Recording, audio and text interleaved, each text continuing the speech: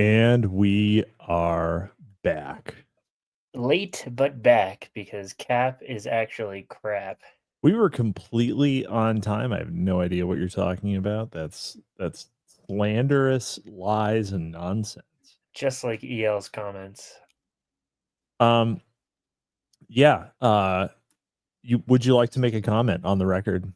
On the record, I am not gay. Sounds like something a gay guy would say. There's so much. What sounds like yes. The lady doth protest too much. No, I feel like that was an adequate amount of protest. Okay, lady. Hey, wait. Oh, wait, no. So, yeah. So there have been some developments since our last show. Development. That's like saying what Mickey McVeigh had was developments. Yeah, that's true. That's true. Except rather than getting run through by a bunch of strangers' penises, we got run through with a bunch of delightful executive orders, a brand new administration. We're so back. We've never been so back. I'm almost getting tired of winning. I thought I was tired of winning last week, and then I got a shot in the arm, and I'm no longer tired. And now you can never be tired again of winning. No, I'll never sleep again. Okay, I'm high on winning. Yes. Donald J. Trump has taken the executive branch and locked it into a mating press. How much AOC milk did you get? Pound it. Me? Yeah. See, unfortunately, I live too far away from the greater DC metro area, so all I can hope for is some AOC curds and whey. So I'm hoping for some nice fresh some fresh Wisconsin AOC cheese. Yeah, that's right. That's right. I mean, cottage cheese is a nice refreshing sort of thing. Gabe is in the chat. He knows all about the performance enhancing qualities of cottage cheese, especially during a stream, because you'll the lubrication will make you produce really powerful mouth sounds. That's I'm sure that'll come out great in the playback. It came out great. We'll clip that one. Yeah, we'll edit that in post. We'll edit more of it in post. Just 3 hours of Cap making mouth sounds. 3 hours of Capitalisimo mouth sounds ASMR. Do you wanna beat the gooning addiction? Capitalisimo mouth sounds ASMR. We're here to help you get your life back on track. I was thinking today about the movie Platoon, and right. what side do you think old Tim McVeigh would be on? Was he a Barnes guy, or was he an Elias stan? I've never seen Platoon, so why don't you explain these factions? So in the movie Platoon, it's about a platoon of soldiers in the Vietnam War. You have like the hardcore right-wing redneck side, led by Sergeant Barnes, who's like Sergeant Badass. Yeah. And then you have the hippy-dippy black guy side, led by Sergeant Elias, played by Willem Dafoe. And he's black? No. He's white. He plays a white man. And it's Charlie Sheen. He is sort of stuck in the middle. He calls them, they're like his two fathers. And he's just trying to survive the Vietnam War. It's a really good film. Oliver Stone, based on real life. It's you're gonna love Sergeant Barnes. He's one of the best. Tom Berenger plays Sergeant Barnes, and it's like the role besides Major League that everybody knows him for. Okay. I think he got an Oscar for it, or at least he was nominated. Wow, there were apparently a couple of years where Willem Dafoe was arguably handsome, and I guess it was that movie. There's some good angles on him, whereas Willem. Yeah, Dafoe, he definitely looked like a human being then. Yeah, now he's just a fucking monster. Yeah, I heard he was in Nosferatu, and I thought he was going to be Nosferatu. Oh, was he not? I haven't seen Nosferatu 2. I think he's like Van Helsing or something, or like the equivalent of Van Helsing. Okay. Okay. Yeah, they could have saved a lot of money on makeup effects if they just had him do Nosferatu. I'll even bring my own blood to drink. That's not necessary, Will. No. Just call me Will. You just call me. It's Lem if you shorten it. But dare you not? Who would win in an ugly fight, Willem Dafoe or Steve Buscemi? I'm guessing Steve. Steve's got it. Yeah, Steve's got it locked. Willem Dafoe with facial hair. So looking up some photos of him as Helsing, or as the Helsing analog. The facial hair fixes a lot. I'm going to be honest. Just cover it up. Just cover it up, bud. Just cover all that up. Yeah. Just just hide it, obscure it with some follicles. Yeah. So the other thing that also got that was also released by the executive branch is the apparent declassification of the JFK and RFK and MLK files. You know, if you're a 3-letter agency and you were involved in a 3-letter assassination, it's not a good day for you. It is so over for you. I mean, I have not gone through. I don't think they've actually been released yet. I think they've been ordered to be released immediately, but I don't think they're actually out and about. So by next week, we'll be able to go over the spicy bits.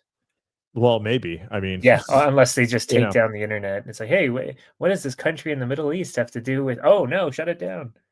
Yeah. So there's going to be a lot. There's going to be a lot more fodder, a lot more grist for the mill over at Library of Mass Destruction. Many primary sources. I plan to get a finely bound copy of the JFK files when it becomes available for my personal. What if it's exactly as Don DeLillo wrote? It's literally just a copy of Libra. It's a copy of Libra with "This is how all of it happened," signed Jack Ruby. My Confession by Jack Rubenstein. Wait a minute. He died before Libra was written, didn't he? Wait. Yeah. Gonna have to get Don DeLillo changed his name from Jolly West. Oh my God. That would be another level. Another level. I want it to be true. All right, guys. Don DeLillo's still alive, so you can write him letters and ask him where he's getting his information from. Are you Jolly on West?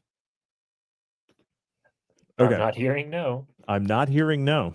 DeLillo did not immediately respond to a request for comment. Ergo, we can draw our own conclusions. I responded I wasn't gay right away. So that's how you know. Don DeLillo. Oh, so he's not Jolly on West. No, right? Wait, no, stop. No, the first thing. No, the first one. Yeah, we should get go ahead, Gabe. You Gabe, for the love of God. You write to Don DeLillo, you having never read a Don DeLillo novel, but having friends think you're cool. DeLillo-esque. You should probably write to old Donnie Brook, old Donnie boy. Gabe, you have a few days to get the Bloom episode out before the JFK files drop. Oh my God. I believe in you. Howard. Oh, Harold. That's right. I always do that. I always call. I mean, I love the guy. I love the old Talmud respecter. I love him. His favorite kind of Christianity was Mormonism. Oh God, not arguably a Christian sect. Arguably, but we love our Brigham Young insights, our John Smithians, don't we, folks? Are you a Smith Cell or a Young Chad? I'm a Brigham Young University, because the marriage rate is accounts for virtually 100% of the non-graduation rate of the female student body. Wow. So you're telling me that Gabe should have went to BYU? I mean, honestly, yeah, he wouldn't have to pay for it. He'd just get a nice trad. I mean, honestly, that's what we should be telling all our sensitive young men. Just go to BYU. We need to start we'll start like I don't know, Tim McVeigh College and Breeder University. Honor Levy's Breeder University. Yes. All right. Well, let's get started. It's been a good 15 minutes of shit shooting. As my grandfather used to say, stop letting T.R. Hudson talk. Just read the fucking book. I'm glad he's dead. I didn't know what it meant until years later when I met TR, and I was like, "That's right." Thanks, Grandpa. So, in 1992, McVeigh was transferred upon his request from his desk job in the Burns office to an armed night watchman position at Calspan, a local aerospace research and development center. There, he met Carl LeBron, another guard with whom he discussed all manner of strange topics. LeBron said he and McVeigh shared a mutual interest in conspiracy theories, UFO strip clubs, and the usual political type stuff. While he found, which it's a little funny that they, it's like, you like conspiracies? Yeah. You like strip clubs? Let's talk about strip clubs at the conspiracy theory. I mean, other way around. No. We can talk about strip clubs at the conspiracy theory. There's lots of room in this Ryder truck for a bro jack sesh. Just saying. John Doe number 2. It was not named because it was too embarrassing for him. I didn't recognize him. I'd have to see his dick. He had this really weird mole. It was shaped like Florida. It was crazy. It even had Key West. And the usual political type stuff. While he found McVeigh's conspiracy theories more radical than the ones he was willing to consider, McVeigh was still into UFOs, and both men occasionally brought in UFO magazines to discuss. In fact, McVeigh hit the conspiracy theory jackpot upon his transfer to Calspan. As fate would have it, McVeigh and LeBron guarded a facility whose yearly multi-million-dollar defense contracts helped generate the very flying saucer lore they discuss there.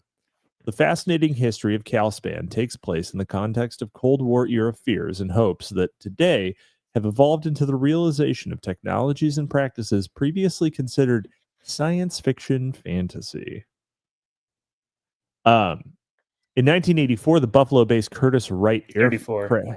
What did I say? 84. Well, it was 50 years before that. 50 years before! In 1934, the Buffalo-based Curtiss Wright Aircraft Corporation established the Flight Research Laboratory across from the Buffalo Airport and built a revolutionary wind tunnel to study high-velocity flight. The wind tunnel ensured Curtiss Wright's place as the largest airplane manufacturer and second largest corporation in the U.S. during World War II. Where are they now? Where are they now? Probably got bought by like Boeing or something, or maybe Douglas or one of them. McDonnell Douglas got bought by Boeing. So exactly, yeah. So let's see. Towards the end of World War II, after a scandal regarding Curtiss Wright's involvement in a conspiracy to sell defective airplane parts to the U.S. military, they donated the facility, valued at $2.5 million, to Cornell University, who renamed it Cornell Aeronautical Laboratory. This was the first, but by no means the last time, that the Cal lab turned into a political and scientific hot potato. Operating under the auspices of its newly formed Graduate School of Aerospace Engineering, Cal conducted advanced aviation and technological research and development with the goals of maintaining U.S. air superiority and achieving innovations in commercial flight, as well as non-aviation related advances in diverse fields, including robotics and transportation. So, fun fact about Curtiss Wright, but actually it was the basis of Sam Wainwright's corporation in the famous film of unknown title that's stuck in my head. It's a Wonderful Life, yes. Oh, really? No, I just made it up. I like making things up. I think that was real. And I'm not going to believe your second actual lie when you said it wasn't true. I like saying things that are untrue. Thank you for the accurate trivia, you inveterate liar. The period immediately following World War II was one of controversy for the aerospace research industry, especially as it concerned the fate of hundreds of Nazi scientists in a U.S. venture codenamed Project Paperclip. That's one of our favorites, isn't it? Operation Paperclip, actually, Wendy. Yeah. Well, okay. Look, let's get Clippy. That's what I should have done. That's what I should have done for the thumbnail. Clippy doing an Elon salute. I should have gotten Clippy. Yeah. You just. It looks like you're trying to build a truck bomb. Would you like some help with that? Oh man, stupid Paperclip. They should bring him back. Can you imagine how much better? Why is the Microsoft AI not Clippy? I mean, it's called Cortana, which was really like so promising, and they just really didn't deliver on that one because there's not bright blue glowing tits on my AI. Yeah. So real waste of the Cortana name, but yeah. Why the fuck isn't it Clippy? You should choose. As soon as you get a new Microsoft computer, you can either get hardcore Gooner Cortana, or you can get Chad based Clippy. Yeah, Clippy is amazing. Why we need to get on the phone with Sam Altman and politely request that the OpenAI interface be run through Clippy, and I mean very politely because he fucking murders people. So, not a conspiracy theory. That guy definitely got murdered. Yeah, speaking, that's the spelling of the AI in Blade 2049 or Blade Runner 2049. That's how they spell joy. Amazing. And she's an AI. Yep. So, I wonder how intentional that was. Rough day. Let's see. While now a matter of public record, Paperclip remained secret for decades. As World War II ended, the US and Soviets scrambled to gather the expertise of Nazi scientists, whose developments during the war included prototypes for supersonic rockets, guided missiles, atomic and chemical weapons, aerial vehicles, stealth technologies, and aviation medicine. I don't really know what aviation medicine is, but probably like air sickness pills, because back then they didn't have pressurized. Probably, but they didn't have like pressurized cabins and stuff. Oh, that makes sense. Yeah, not having pressurized cabins for oxygen deprivation, that would be a whole thing. So they probably like iron supplements, stuff like that. Yeah. Under the authorization of President Truman, Project Paperclip secretly transferred more than 700 German scientists and their research projects to the U.S., where they began new lives under assumed names and busied themselves with work meant to ensure U.S. superiority in the upcoming Cold War space race. Yeah, my name is Werner von Sanchez from Argentina. I have always been from Argentina. I was never anywhere else. Oh, there was a war? I had no idea. How did it go? War in South America. It was fine in South America. There were no wars at all, und fewer Juden. So how did the war go? Was it fun? What did I miss? Please tell me. I got a letter from my cousin in Neuschwabenland. I mean, Chile. Let's see. H. Von B's. H. Von B. Oh my God. Our H. Von B's work for free. Yes. We need more H. Von B's and fewer H1B's. That someone should definitely. That's very good. Maybe we'll get Owen Zaleski to draw that up. H. Von B. Yeah, someone should the real Aryan. Someone should take that pseudonym. There's your Twitter at H. Von B. Let's see. Nazis with new identities entered the top echelons of American aerospace industry, including the United States Air Force and all other branches of the military. NASA and major private aerospace companies, including Northrop Aviation, Lockheed Martin, Marietta, and North American Aviation.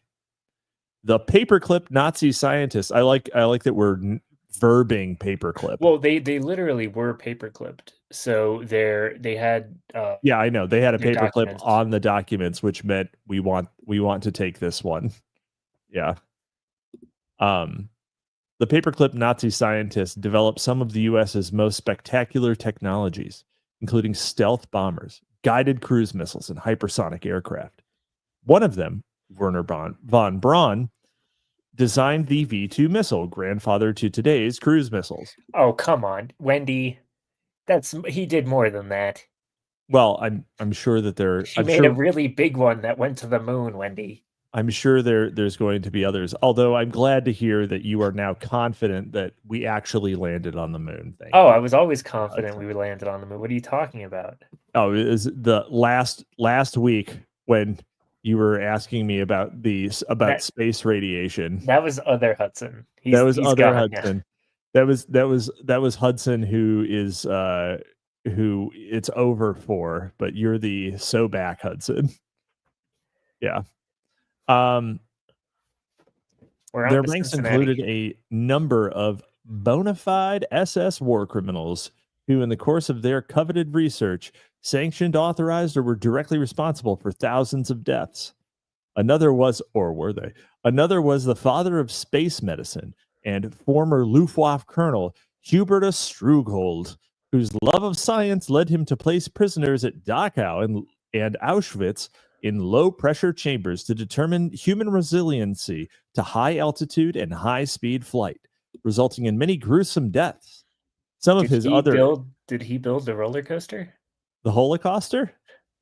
Never mind. We're shutting it down. Shutting it down. Let's see.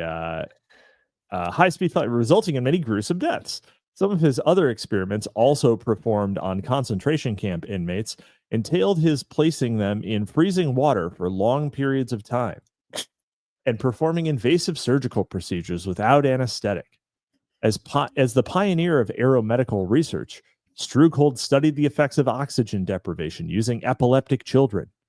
Although the staff of the Nuremberg trials and U.S. Army intelligence documents listed him as a war criminal, Strughold apparently redeemed himself when he designed NASA's onboard life support systems, and for the remainder of his life continued to hold a number of esteemed positions in the U.S. defense establishment, where he went about developing methods to allow humans to travel safely into outer space. I had a really dark question, and I don't know if I should ask it. You should ask it. Like, how many lives is the moon landing worth? How many lives is space travel worth? A lot. Actually, a lot. Yep. The answer is a lot. I'm not sure what exactly the number is. Billions, apparently. Well, they must, but whether it's for that or something else, who knows? But I guarantee you that the number isn't zero. So, well, at NASA, it's at least 4. Well, 12 at this point. Well, yeah, but I mean, are we counting Challenger and Discovery? Well, no, I thought it was Columbia that blew up. No, Challenger blew up, and Columbia broke apart on impact or on entry, right? Yeah, that's right. Yep. All right. Let's see. Penultimo, thank you for finally making it. I appreciate it. I appreciate you listening to us live. We had some great mouth sounds at the beginning of this one that you can clip for later enjoyment. Let's see here. Safely in outer space. Great. Paperclip provides the context for the U.S.'s illustrious aerospace and space exploration history, and for what Jack Bielman, former researcher at Calspan, described as the mostly secret history of Calspan's immense contributions to aeronautics development. a significant amount of which was conducted at the lab McVeigh and LeBron guarded. Paperclip has also inspired numerous works of fiction, including the classic Thomas Pynchon novel Gravity's Rainbow. Bug alludes to Paperclip when Peter says after the Gulf War he was taken to Groom Lake, Area 51, and became the experimental subject for a military doctor named Dr. Sweet. Oh. Such experiments began, explained Peter, when the CIA had smuggled Nazi scientists into the States to work with the American military at Calspan, where they developed tracking devices, brain implants. Would you like a brain implant, Hudson? You know, I mean, RFK makes it seem so great, but I don't think I want one now. That was not a brain implant. That was just a worm. Yeah, sure. Sure it was. He told me his brain was wormed, but I know his brain was bugged. Paperclip is also a staple subject within the genre of conspiracy theory. No self-respecting conspiracy writer would neglect to mention it, and many argue, as she has not, and many argue that any major aerospace company after World War II would have on staff at least one of its own paperclip Nazis. Oh yeah, we have the best. Oh, yes, you don't have your own paperclip Nazis? Oh, I'm so sorry. I guess you're a second-rate company. Here at Northrop Air Defense, we pride ourselves on our human resources. Why, most aerospace companies working in military and defensive technology only have one or two paperclip Nazis. We've got a half dozen of the sons of bitches.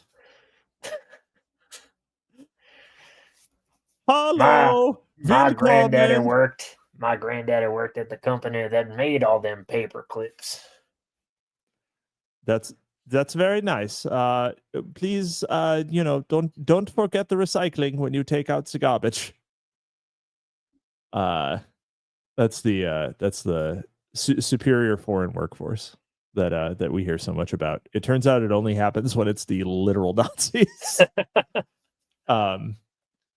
Also, I have seen some things. I have seen some things from H-1B enjoyers who mention the paper, Operation Paperclip, as like, well, could America have won the space race if it wasn't for foreign workers? And it's like, are you comparing yourself to the Nazis? Because come on, India, sure. Do a couple war crimes before we can let you in. Yeah, I'm not sure you rate, bud. And not for nothing, like Russia also had their own collection of Nazi scientists. Yeah, we just had better ones. Yeah. Ours were better. Do you remember what was it? The Right Stuff? At the beginning of the Right Stuff, you've got Vice President Johnson saying, well, don't we have our own German scientists? And Werner von Braun's like, yeah, ours are better. Well, they were, because they got Werner von Braun. Like, honestly, that was a major, like, literally just getting him. I mean, there's probably a number of lives that guy was worth. And I don't just mean, I mean, from a global gamesmanship perspective, like, how many American troops was it worth to get Werner von Braun out? Not more zero. Than two. Yeah, not zero, not two. Like it's a lot. Probably a couple zeros at the end. I don't know. Get into the hundreds, it gets questionable. But let's see. Paperclip is also Paperclip, however, is one of the subjects where the boundary separating the conspiracy genre and credible mainstream journalism becomes porous. In his book, not classified as within the conspiracy theory genre, The Hunt for Zero Point Inside the Classified World of Anti-Gravity, Nick Cook, a writer for Jane's Defense Weekly, traced the Paperclip paper trail to startling conclusions about some of the U.S.'s technological plunder of Germany after World War II. Apparently, within underground German factories, Nazi rocket scientists using slave labor had been experimenting with anti-gravity aircraft, and according to Cook, had made some advances in the field of what at the time was called electrogravitics. The relocated Nazi rocket scientists continued to developing their gravity defying, classified work upon their arrival in the U.S. during the 1950s until at least the mid 1970s, financed by deep black budgets. When it came to that's your $500 hammer right there. That's the I'm sorry, all Capitalisimo haters, but there isn't actually a $500 hammer that can kill me. You can kill me with a $5 hammer, but the $500 one won't help you to do it anymore. Let's see. When it came to anti-gravity research, Cook wrote, everybody has a finger in the pie. Everybody included Buffalo-based aerospace companies Bell and Curtiss-Wright, and Avro, a Canadian company, all associated with Cal. For Cook, the testing of anti-gravity and other experimental technologies and aircraft accounted for a number of UFO sightings after World War II, including many over the skies of the U.S.-Canada border.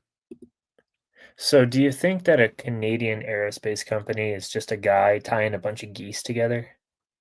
Yeah. It's like what was that movie? Fly Away Home.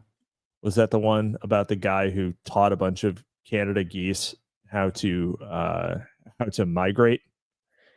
I don't know. I don't watch foreign films. It was an American movie, but it basically he had a little like one man glider. It looked like a gyrocopter. It was so weird and small, but. Oh, you mean like the ones used in? Never mind. In very unspecified Middle East, very popular the in Fortnite October. Guys. Very popular in early October. With a giant Canada goose painted on top of it. I don't know. This is a pretty good movie, but I fucking hate Canada geese. So no, they suck. Fuck those guys. Yeah. You can kill them in my state. Actually, they are quite delicious. But they're bastards. So that you need to put the fear of man back in them. For too long, people have allowed the Canada geese to run roughshod over the human spirit. They're the only thing that can dominate the human spirit. We need to make the human spirit indomitable again by killing Canada geese. Get me 500 Haitians, and I'll show you what these geese are made of. Oh my God! You know what? If one good thing comes out of it, slightly more respectful geese, maybe that's a silver lining. So I guess there's a reason we don't fly to Haiti for the winter. That's true. They did once, and they never came back. Hey, whatever happened to Bob? Oh yeah, he was trying Port-au-Prince. He was trying to overwinter in Port-au-Prince. Yeah, how'd that go? Well, I never saw him again. He's dead. Yeah.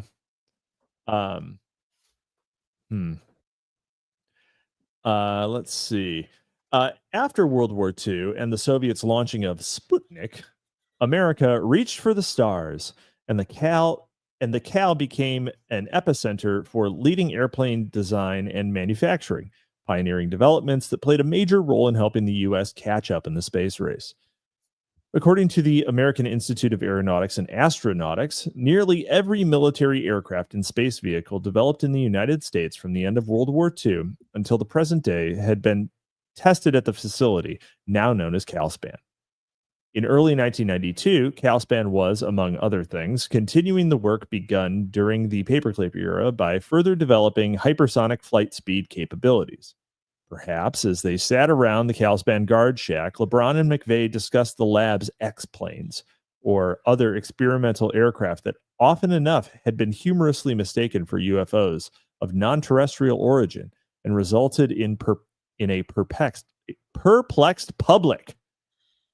Operations at Calspan. Perplexed public.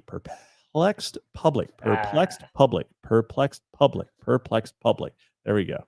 All right. That was fun. Anyway, operations at Calspan undoubtedly influenced UFO lore, and the naming conventions of one of Elon Musk's children. X-plane, eh? X-E something, yeah. Shortly before McVeigh left his job at the end of 1992, Calspan, at the time a subsidiary of Arvin Industries International, merged with another company headed by former astronaut Joseph Allen to form Space Industries International Incorporated, and combined their aeronautic and industrial space research operations to make headway in the growing commercial space sector, including the design, testing, and eventual manufacture of private spacecraft. How'd that go? Well, apparently it's going great now. Well, it's going, I mean, maybe. I mean, how wasn't Virgin Galactic the first one to do that? Yeah, I made like $300 because people were dumb enough to buy that. And then it crashed, and now it's up again. Yeah. 300 is little homie money, but well, yeah, I'm happy for you. I was in college at the time. Oh, that's pretty good. That's pretty good. Probably should have just bought Bitcoin at $1 though, huh? Yeah, I really should have. Thank you, Cap. Same. Who among us really? Who among us shouldn't have bought Bitcoin when it was $1? Yeah. Let's see. Analysts at the time estimated that by the year 2000, in the year 2000, the commercialization of space. 105. In the year 2525, 3 Women with a Will to Survive. Yep, that's the one. Cleopatra 2525 was an experience for a growing boy. Anyway, indeed, conspiracy writers like Jim Keith, likely read by the two Cal guards, surmise that the U.S. government corporate ruling elite, with the help of their Nazi allies, had foreknowledge of some impending world disaster and accordingly planned to leave space station Earth and resettle on colonized planets. Once there, batches of enslaved and zombified humans could perform the more mundane workings of such an ambitious project. I would never dare to be so optimistic. Such evil machinations of the murderous-minded elite made sense to McVeigh, who saw in his favorite television shows a similar but more utopian vision. I have no idea how it could be more utopian. Outlined in a letter to his biographers. Star Trek holds the key. The social structure of the society, the political beliefs of the Federation, including the Prime Directive. To some, humanity should come together voluntarily, not by bombs or sanctions, each nation as they're ready, for the common goal of colonization of other planets. The most important reason? Right now, we have all our eggs in one basket. Any global catastrophe, extinction event, there was an asteroid scare just last week, would wipe out not only our species, but all we've worked for, all of our knowledge, experience, and progress. However it may seem we degenerate, we have still advanced as a whole. Preservation of the species, of knowledge, a cure to the number one reason for conflict, territorial disputes. Man, that's optimistic, isn't Remember, guys, you can't put all your fertilizer in one truck. Everyone can have their own world. By everyone, I mean every nation state, every political belief system, every religious faction. Of course, you'd have to establish ethical guidelines for dominating other pre-existing life. This would be a remedy for population expansion problems. Too many people competing for limited space, resources, I believe, is the root of most of our problems today. Conflict, environment degradation, species extinction, etc. We should focus for our post-Cold War energies rather than manifesting in violence. I'm just saying we should have a planet for the French, a planet for the Chinese, etc., and we'd all be a lot happier. Look, I'm just saying that we need to have a planet that's just for based people, a kind of based world, and it should be Earth, and we don't need any others. But we can get those too, and also make them based. Among the technological loot, the problem is that this whole thing is just going to be like, oh, wow, yeah, we're colonizing Mars. Who are we going to bring? Oh, a bunch of Jeets. Damn it. Like, you know? Yes, what are we doing? Sanjar Patel, first man on Mars. Ah, wonderful. Yeah, exactly. First man to shit on Mars. First man to open a convenience store on Mars. Among the technological loot seized from the Nazis after World War II was the drone. While other countries, including the US, had tinkered with the idea of unmanned aircraft previously, they hadn't gotten as far as the Nazis.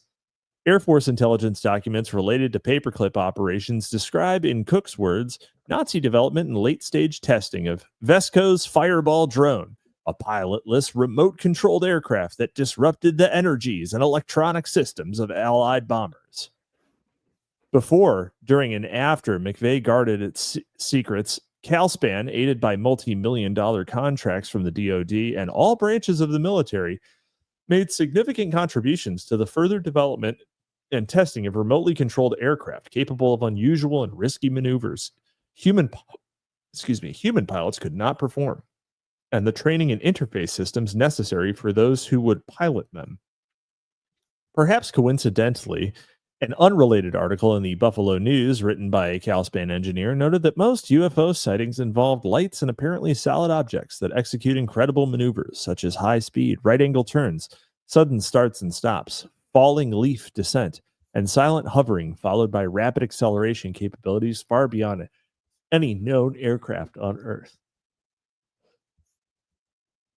In the early 1990s, major aerospace companies, suffering the decline of ballistic missile projects and other defense contract staples, poor dears, turned to drone development and production to offset the losses.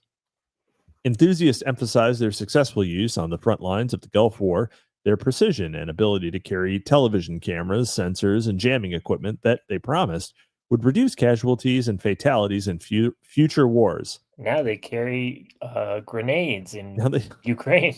Yes, and increase casualties. Tenfold, actually. Even at this time, analysts and proponents projected their commercial use as well as domestic law enforcement surveillance, drug enforcement, and customs operations by 2003. In the meantime, though, U.S. drones proved themselves useful in foreign peacekeeping operations. And in the late 1990s, when drones were now equipped with not just cameras, but with laser targeting systems. While it sounded like something out of a science fiction movie, the hope, or at least the justification often offered, was to create an empty battlefield. And as the necessary satellite computing and artificial intelligence capabilities improved, the vision became all the more realistic. Still, outside of industry observers, drones didn't command wide-scale public attention. The crazy thing about the idea of an empty battlefield, right, is that means that it's a war of economic attrition, right? So there's no people, there's no deaths, there's just cost. It's just cost. And, you know, Wendy wrote you're this. Literally banking on people starving to death. And there's no military action. You're banking on industrial capacity. Like, right. Really, you're banking on industrial capacity, right? Because you win when there's nobody else's toys in the field, right? So, kind of like this one book I read, Automaton by T.R. Hudson. I need you. I know you do. It's time to stop. It's time to stop. So yeah, you win when no one else can afford to field things because of lack of industrial capacity. But we are in a country that doesn't have any industrial capacity. We offshored our entire industrial capacity to the one country most likely to use drones on us. And so it seems Mexico? Like having made this observation in 2012 when this book was written, it seems like at that point it should have been obvious that we needed to be making our own shit. And it's how come all of these drones from China that we get have an emergency shutoff switch in case of Chinese invasion? Isn't that weird? Yeah. So the FPV drones. So so FPV drones that are used in Ukraine are the exact same as racing drones. But with slightly shittier. They're just slightly shittier than an American racing drone. And they have a little grenade on the bottom. Well, and they have a pipe bomb attached to them. But That's gotta be, that's the most like Looney Tunes shit ever. Yeah. I mean, but you can fucking buy those, like the exact thing. You can buy those things for $50 on AliExpress. $50 fucking dollars. You can't buy a grenade for $50. You can buy a super advanced delivery system for $50. A random Don't worry, my member of the handler public told me that for the low price of, never mind, I'm not finishing that sentence. I don't want to get raided. Yeah, but it's insane. And if we ever there's going to be a lot of drones blowing up before you run out of money, right? There's going to have fields of microplastics before you're not able to field more of these things.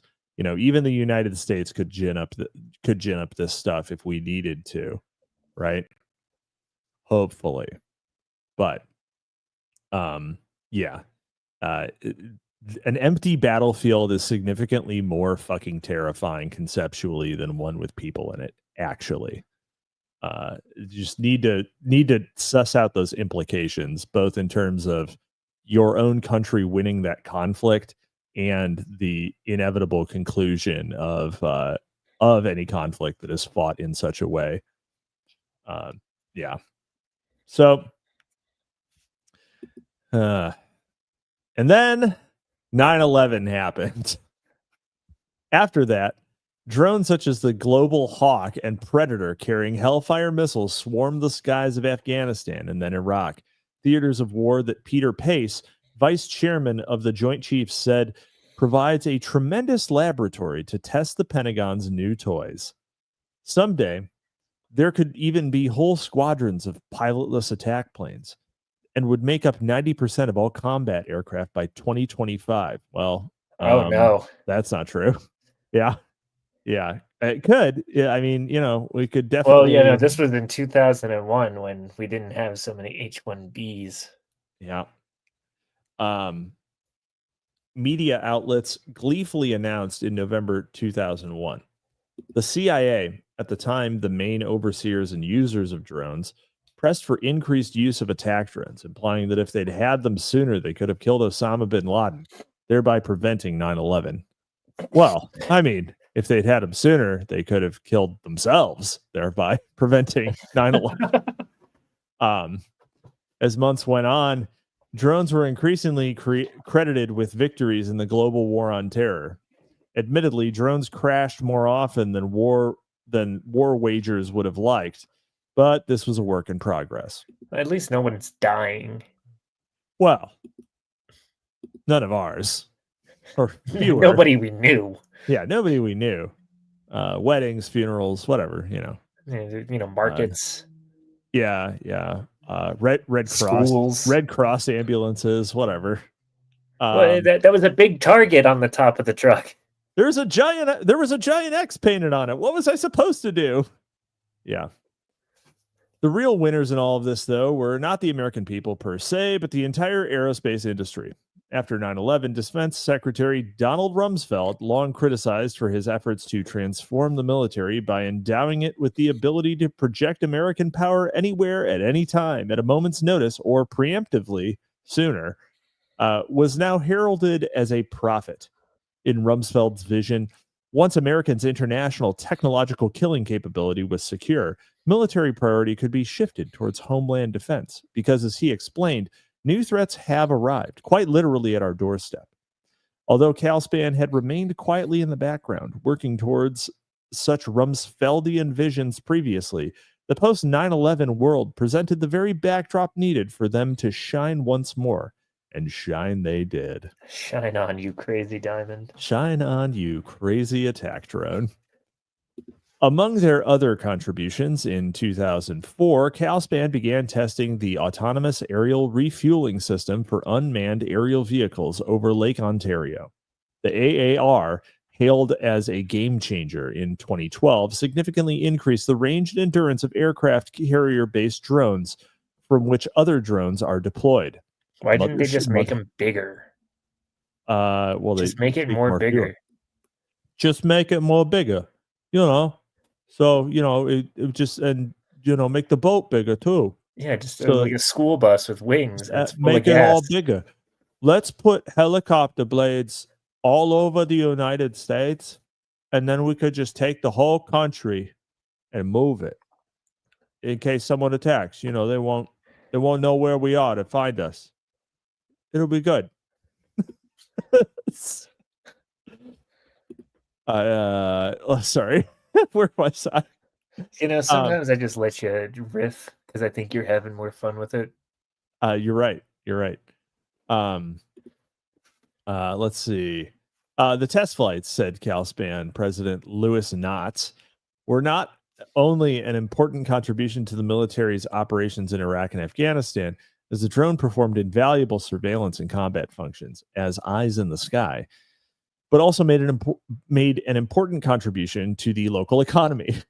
They soon expanded their local operations across from the Buffalo airport and built new facilities in the economically blighted chemical wasteland of nearby Niagara Falls, which had become the smelly armpit of Western New York since its glory days of yore. Doesn't a certain Canadian friend of ours live in the Niagara area? I believe he does. Yeah, it's the A rather large Giuseppe, if the name is correct. I'm so sorry about his smelly armpit of Western New York. I'm so sorry about his wife's son. Oh, so sad. Yeah, Gabe is well, we need to talk about we Gabe. pray for him. We pray for him daily, mostly to expire. But I wish him well in that I wish he was in a well. I wish him well, like to be in the bottom of a well. Yeah. In 2005, Sea Technology reported on the ongoing development of lighter than air high altitude airships. They invented balloons. They invented balloons? Yeah. Hindenburg. Resembling giant zeppelins, powered conventionally or by fuel and solar cell technology. Would you believe the Nazi scientists tried to rebuild the Hindenburg? Man, I would believe that. We should have airships. Airships are awesome. Everyone wants to travel faster, though. So yeah, no. Archer did a whole episode on that. What? How they're just awesome, but they're way too slow. Yeah, no. They were doing like an episode on a luxury airship, so it was like a air cruise, and the guy ended up. There was a bomb on board, and it turned out to be the guy who founded the company because he was like, "No, it was a stupid idea. Anybody could just take an airplane. Who would want to just sit in the air all day?" Yeah, yeah. I mean, I don't know. I feel like if it was, God, yeah. I mean, you'd have to maybe it's like cold out there, so it's not like you can like sit outside or whatever. Maybe like a transatlantic airship flight would be cool. Like, like if there's, how long does if a flight, right? Like if a flight is going to take you 12 hours or something, right? Then you might as well spend, I don't know. I think part of the allure, at least in the cartoon that I watched, was they were going to do like gambling and stuff, but you could just do that on a cruise. Well, yeah, but I mean, that's the point. It's faster than a cruise, right? It's faster than a cruise, and it's the novelty of being on an airship. So, rather than taking 12 hours to get across the Atlantic, you take 24, but you have like more comfortable accommodations, and you have some shit to do. I don't know. I'm terrified of heights, so. Oh, you just want to be in the air as little as possible? Yeah. There are certain bridges and ladders that I just won't climb. Wait, actually, you literally won't cross bridges? Sometimes, at least when I was a lot younger. When I joined the military, I kind of just had to get over it, but I still get nervous. Man, I have like climbed up the inside of elevator shafts in the early days of my work. Yeah, I'm not afraid of heights. But maybe I should be. Maybe I should be. I've been told that I have a broken fear response. Heights and women. So, really tall women are just terrifying to me. It's just a nightmare for you. Amazonian snoo enjoyers. Yeah, the snoo is the worst way for you to die, right? That's the, but only if you're, I don't know, I guess you'd have to be on top. Yeah, somehow. All right. Resembling giant zeppelins, powered conventionally by fuel or solar cell technology. Oh yeah, that's another thing. You could actually power most of them with how are we not funding that? Power. Yeah, I mean, it's kind of cool. Like, Elon, get on it. Come on. You caught a rocket with 2 arm thingies. You can make a zeppelin out of solar powered whatever. Well, the other thing is that suborbital flights are another option, right? But unfortunately, Starship 7 fucking broke up, which looked awesome. It looked so cool when it broke up, but you're gonna have to get the safety ratings for what kind of fuel was it using to make those colors? I don't know, man. Because I've seen stuff. I've seen stuff blow up before. Yeah, it looked cool as shit. Anyway, but suborbital flights could be like ballistic flights, intercontinental ballistic flights would be fucking amazing because you could get like the beginning of like a Halo game when the Covenant... It looked like a goddamn video game.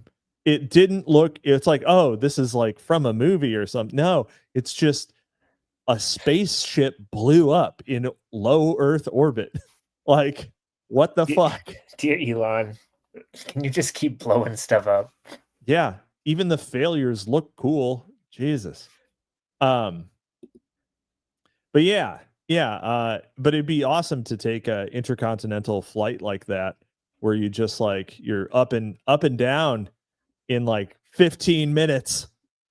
And congratulations, you got from New York to New Delhi in 15 minutes or something. It's wild. I'd like to go back now, please. I'd like to go back though. Yeah. You in under an hour you make a round trip and you're like, not going back there. We need to make sure nobody from there comes here. Imagine, I mean, I know people say this, but imagine the smell.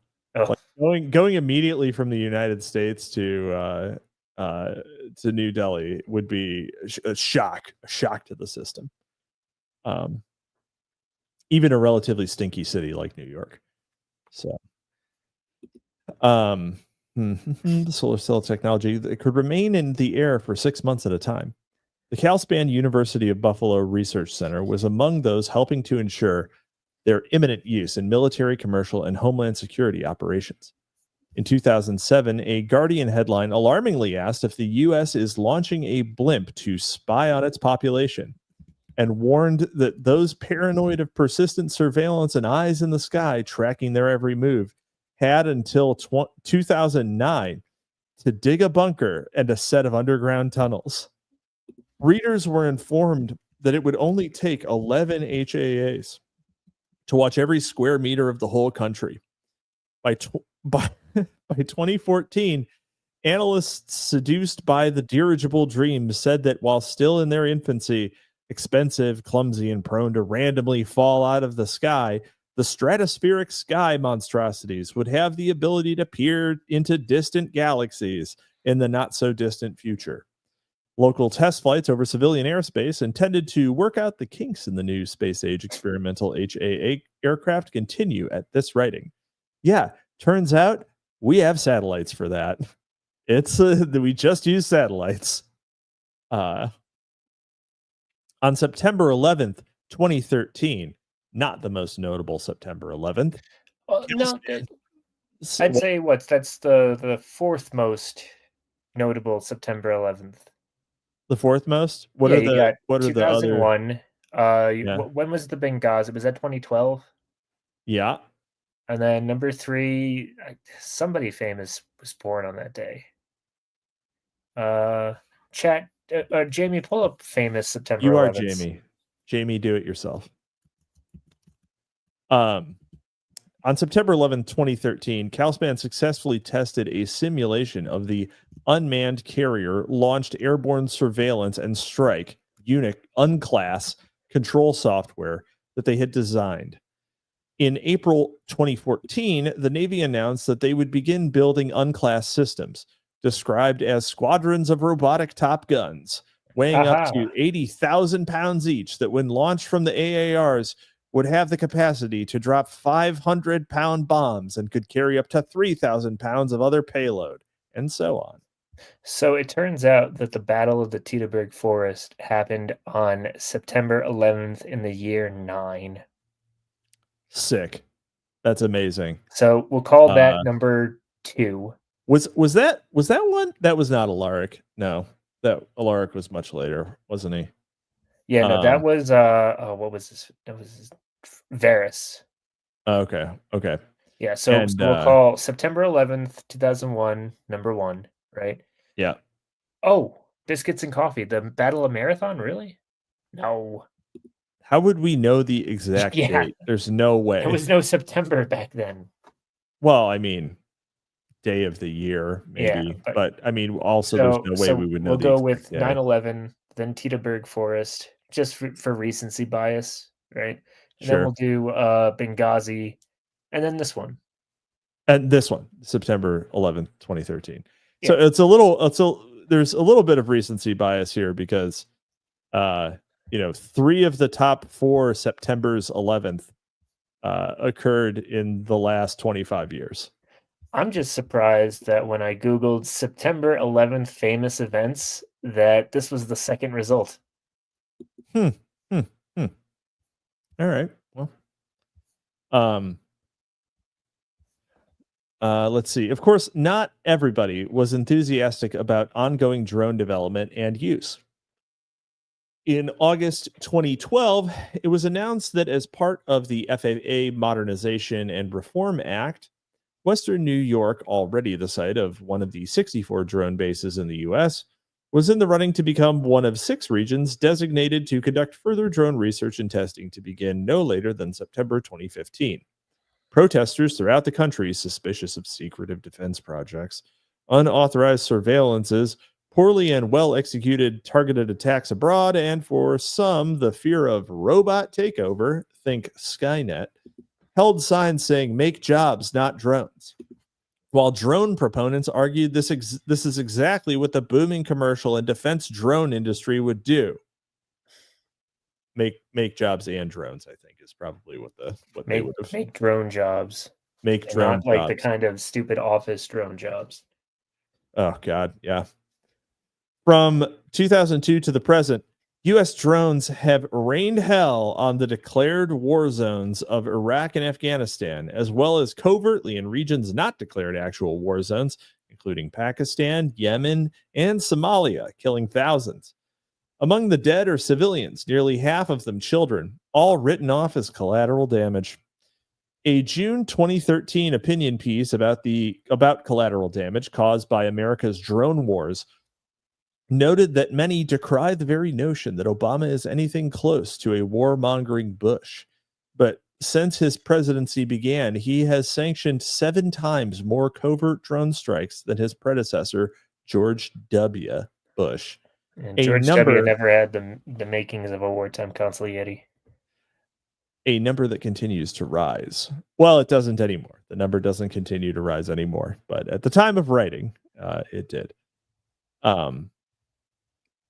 In 2013, drones had killed more than 2,500 people, more than 300 of whom were civilians, while 70 plus were children. And those are just the ones we know about. Accurate body counts are difficult in such awkward situations. Awkward. So really less than 1%. Or what? No, more than 2%. Yeah, more than 1%. 2.5%. Yeah. We're children. Yeah. Not great, Bob. Not great, Bob. Let's see. Harden. Close your heart to pity. Governments in countries victimized by drones say that the body count is higher. Pakistan claimed in 2013 that since they began their reign of aerial terror over a decade ago, U.S. drones have killed over 3,000 Pakistani civilians, including children and some infants, making the collateral damage toll much higher than the militant or combatant casualty rate. Further, the drones have laid waste to the region's wildlife, civilian property, and livestock.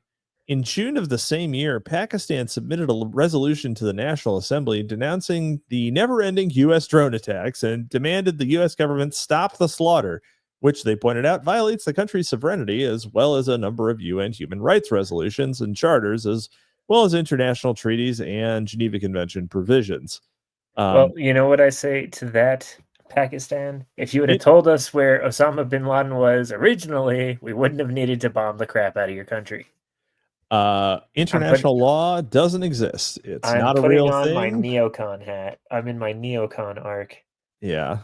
International law doesn't exist. There's no such thing by two countries. There is diplomacy and there is war. Yeah. Which is just diplomacy by other means. Yep. By 2015, covert drone strikes in regions outside of the U.S. as declared war zones, authorized by the Obama administration and carried out by the CIA and the Pentagon Special Forces Outfit, Joint Special Operations Command, had reportedly killed 6 times as many people and twice as many civilians as those authorized under the Bush administration.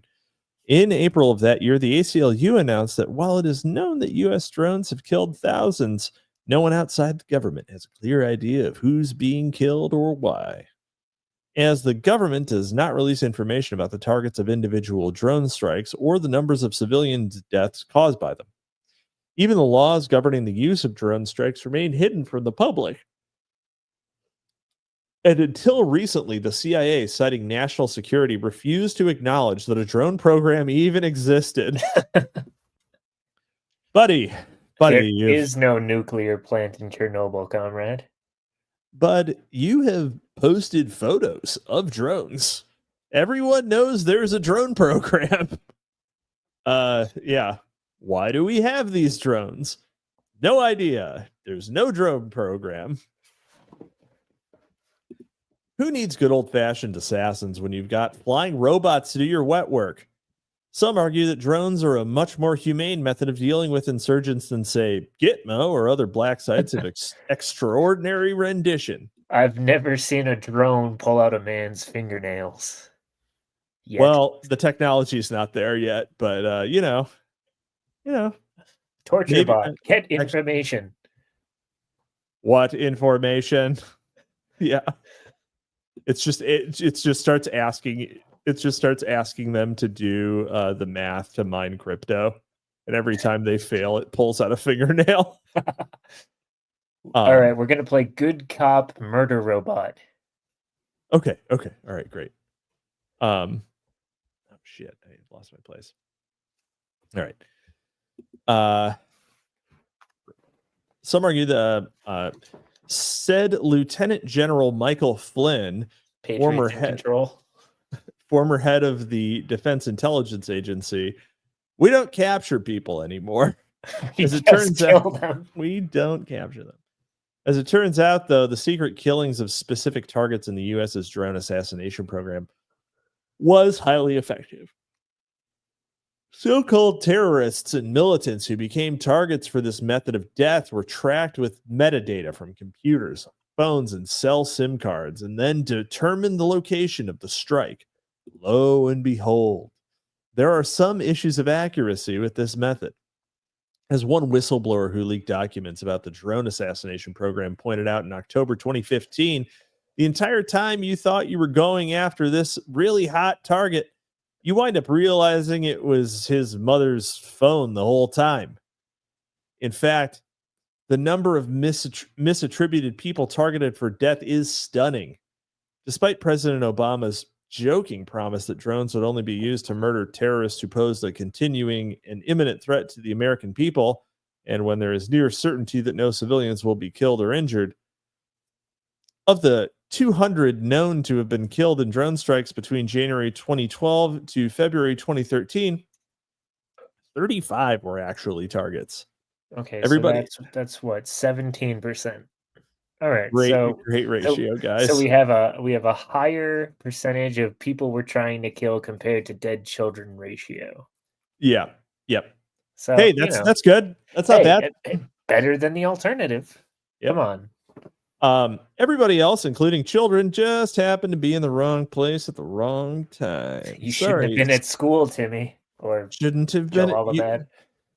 I got this text from a Predator drone that said, "You're a cool kid, Lil Muhammad Jr. Don't go to school tomorrow." Bin Laden Memorial High School tomorrow. Yeah. Everybody else, including children, just happened to be in the wrong place at the wrong time. No matter, unidentified corpses are classified as enemies, and the Pentagon plans to increase the use of drone flights. If you were our friend, you would have identified yourself as such. Friends are never unidentified, right? I identify as a dead body. I identify as your friend. What now? What now? Checkmate, atheists. Well, that's why they started putting pride flags on the drones. Oh, right. So they'd be if you didn't get killed, you were a homophobe, and so deserved death. Since 2011, the United States Air Force, using exciting, massive multiplayer video game-like simulators, has trained more drone pilots than fighter and bomber pilots combined. I mean, honestly, what do you need to train a guy, right? What do you need to train a guy to fly a drone? Literally just Microsoft Flight Simulator. I mean, not even that. I mean, you just, just any video game. Like the apparently what was it? The Call of Duty. Yeah, they had a AC-130 gunner mission, which was awesome for like high school me. And you just watched a little camera, and you shot bad guys. It looks so fucking real. It looks so. I mean, it. Well, looked I know. like... And at the end of the game, they show footage from an AC-130 gunship, and it's like, oh, this exactly is the same. Fucking same. Yeah. So you could do it. You could do it immediately, right? Man, like the AC-130s are one of the funniest fucking things in existence, because it's just a cargo plane with a bunch of extremely large guns. Well, I mean, how many weapons in the American arsenal are just a big gun with wings? At least two. What's the two? Warthog. Well, you mean AC-130 is the other one? Yeah. Well, no, because they didn't. Sorry, it's like 3 guns with wings. Yeah, but the thing is that they already had the C-130 and they just put guns on it, right? The A-10 was designed around the gun. Like, that's the one that's a gun with wings. 5-year-old me could work in the Defense Department. What if this had more guns? What if this had... You're just an orc. You're just a 40K orc. It's just like a more DACA. We just gotta paint it red. It'll go really fast. There is a new plane. Maybe we've discussed it. Maybe we've discussed it previously on this show. But there is a new plane that's literally a crop duster that has been up armored and given a significant payload that is being used for basically special ops shit, because it can fly incredibly low and is very quiet. And it sprinkles like the battlefield with gay powder, so the enemy turns gay. Gay powder. Yeah, that's just glyphosate. Actually, it turns out it's just glyphosate. They didn't even change the payload. They just painted the whole thing gray and charged 3 times as much for it to the DoD. Anyway, I believe that I have. Oh yeah. In response, groups like Veterans for Peace have produced flashy ad campaign videos calling attention to the U.S.'s murder by drone addiction. And the murder by drone addiction, you want to start that? You want to start that death metal band? Either that, or that's like the sequel to Wendy's book. Murder by drone addiction? Yep. That's pretty good. That's pretty good. It's no Avalanche of Decay, but it's no Avalanche pretty of Decay, but Murder by Drone Addiction is good. And the ways those smart warriors who remotely control them are kept detached from the destructive and lethal consequences of their action. It's reverse Ender's Game. Actually, it's just Ender's Game. Never mind. Pointing out the high rates of PTSD in those who kill from afar, activist groups Please Don't Fly campaign urges service members to refuse to press the kill button. A growing number of military drone pilots have indeed left the service or sought transfer, including Brandon Bryant, who told Democracy Now! That he chose to quit the Air Force after developing doubts about the precision of drones he controlled, as well as suspicions. That sounds like a poor carpenter, a poor craftsman blaming his tools, really. Just get good, scrub. Brandon Bryant. Where do I know that? Isn't that the Free Palestine guy? I think you're thinking of no, isn't the the Air Force dude maybe who he lit is himself aflame. No, that's not Brandon Bryant. No, it was Aaron Bushnell. Sorry, I forgot his name because no one remembers him. Oh, that's true. That's true. Well, then I guess you're right. It was Brandon Bryant. Yeah, it was. Yeah, might as well have been. Spiritually true. Spiritually true. Chose to quit the Air Force after developing doubts about the precision of the drones he controlled, as well as suspicions that the majority of his 1,626 confirmed kills. Holy shit! Never mind. Brandon Bryant was a bit more, had a bit more had on probably his not mind been than... terrorists after all. You're telling me that all 1,600 of these people were probably not terrorists? That is a crazy kill count. Who has a higher kill count? Like the guy who flew the Enola Gay? Like what is the individual with more confirmed kills? That is unbelievable. You gotta think Chris Kyle is like salivating in hell right now. Like, oh man, 1,600. 1,600. That's wild. That's wild. That's like one section at the Superdome in New Orleans where I claim to have shot looters because I'm a psychopath. But he did that in American Sniper. He claimed to have shot looters during the Hurricane Katrina disaster. But he didn't. We know he didn't. But he claimed he did. The fact that he thought, oh, this'll make me look good. Yeah. I mean, looters, whatever. Let's see Brandon Bryant's kill count. Yeah, let's see Brandon Bryant's kill count. Wow, amazing. The off-white coloring. The off-white coloring. The subtle embossing. He's even got a watermark. That's blood. It's a blood mark. Yeah, that's a wild number. Also, I remember the anti-drone thing, and it's just so weird that accuracy was one of the problems, right? Like that they were like, well, it's not that accurate. It's like, well, would you actually prefer it to like be more accurate? Is that really is that the deal breaker for you, or is it just like a thing? Like, is it just is something you're using to try to convince me? Right. I want it because who doesn't like accuracy? Small drone holding a pistol to go up to a window, shoot the guy, and then go home. And then buzz off. Yeah, exactly. All right. Despite the dissenting voices of negative Nellies like Bryant and his company, environmentally conscious warmongers can take solace in the next planned addition to the U.S. unmanned arsenal: high-flying solar-powered drones. Today, law enforcement agencies, including local and state police, the FBI, Homeland Security, Border Patrol, and the Department of Defense, increasingly use drones for domestic reconnaissance and surveillance. While these brave new drones openly spy on and police Americans, thus far, U.S. citizens have not been subjected to the types of aerial attacks suffered by those in Afghanistan, Pakistan, Syria, Somalia, and elsewhere. Well, except for those American citizens that Obama drone struck. Well, extrajudicially. I mean, they were in the wrong place at the wrong time, Cap. I mean, they were definitely terrorists. That one guy was definitely a terrorist. I don't know about his son. Right. Yeah. The one guy. Yeah. That's true. The one guy, maybe not his son. Yeah, but definitely. Definitely that one dude. Yeah. And the terrorist apple doesn't fall far from the terror tree. The terror tree. Oh man, that's a great one. Way better than Yggdrasil.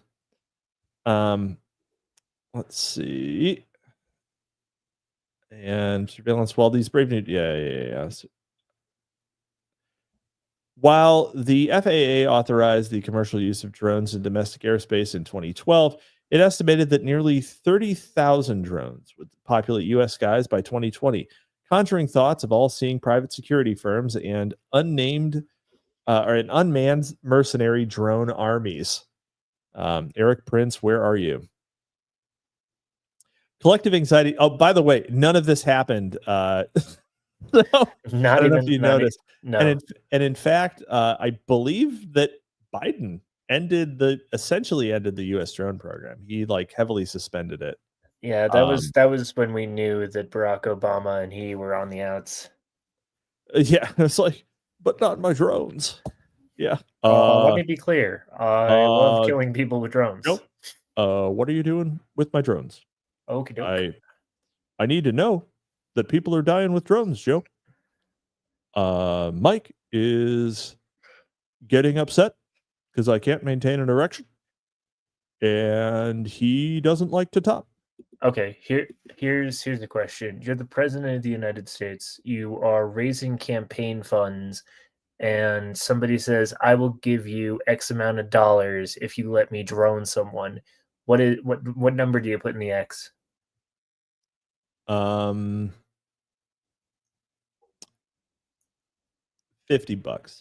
All right. Okay, cool. So you're the Bernie Sanders of droning people. We have individual donations. We need individual donors. We need to make sure that the 1% are not the only people who get to drone strike others. Drone people. Foreigners. Weddings. We need to make sure that American workers have access to the pleasure and the experience of drone striking a foreigner. Thank you. It should not be reserved for the 1%. God. Based Sanders, bloodthirsty based Sanders would, can we get that one? I would vote for bloodthirsty Sanders. Yeah. Bernie Bloodfest. Bernie Bloodfest. Oh man, make the movie. Make the it's like starring Larry David. It's like an asylum. It's like an asylum film. Like one of the super low budget, costs $1 million, and all of that is basically fake blood and squibs. Anyway. Collective anxieties about drones find avenues of expression in popular culture, whose works may prove not only entertaining, but frighteningly prophetic. Drones act as cultural icons, fetishes, and memes appearing in fictional books, television, film, video games, art, music, and fashion. There are even Lego drones. Drones blur our understanding of reality and science fiction fantasy. It's a little weird how she always says science fiction fantasy.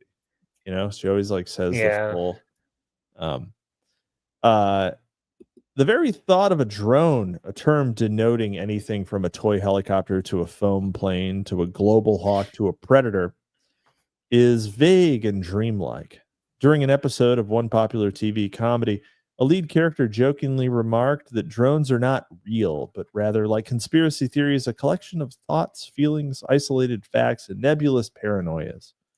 Fictional drones, not citation, Wendy. The one time she doesn't cite something? Right. What show, Wendy? What were we talking about? Was it fictional 2.5 drones. Was it 2.5 Men, Wendy? The America demands to know. Was it Family Guy?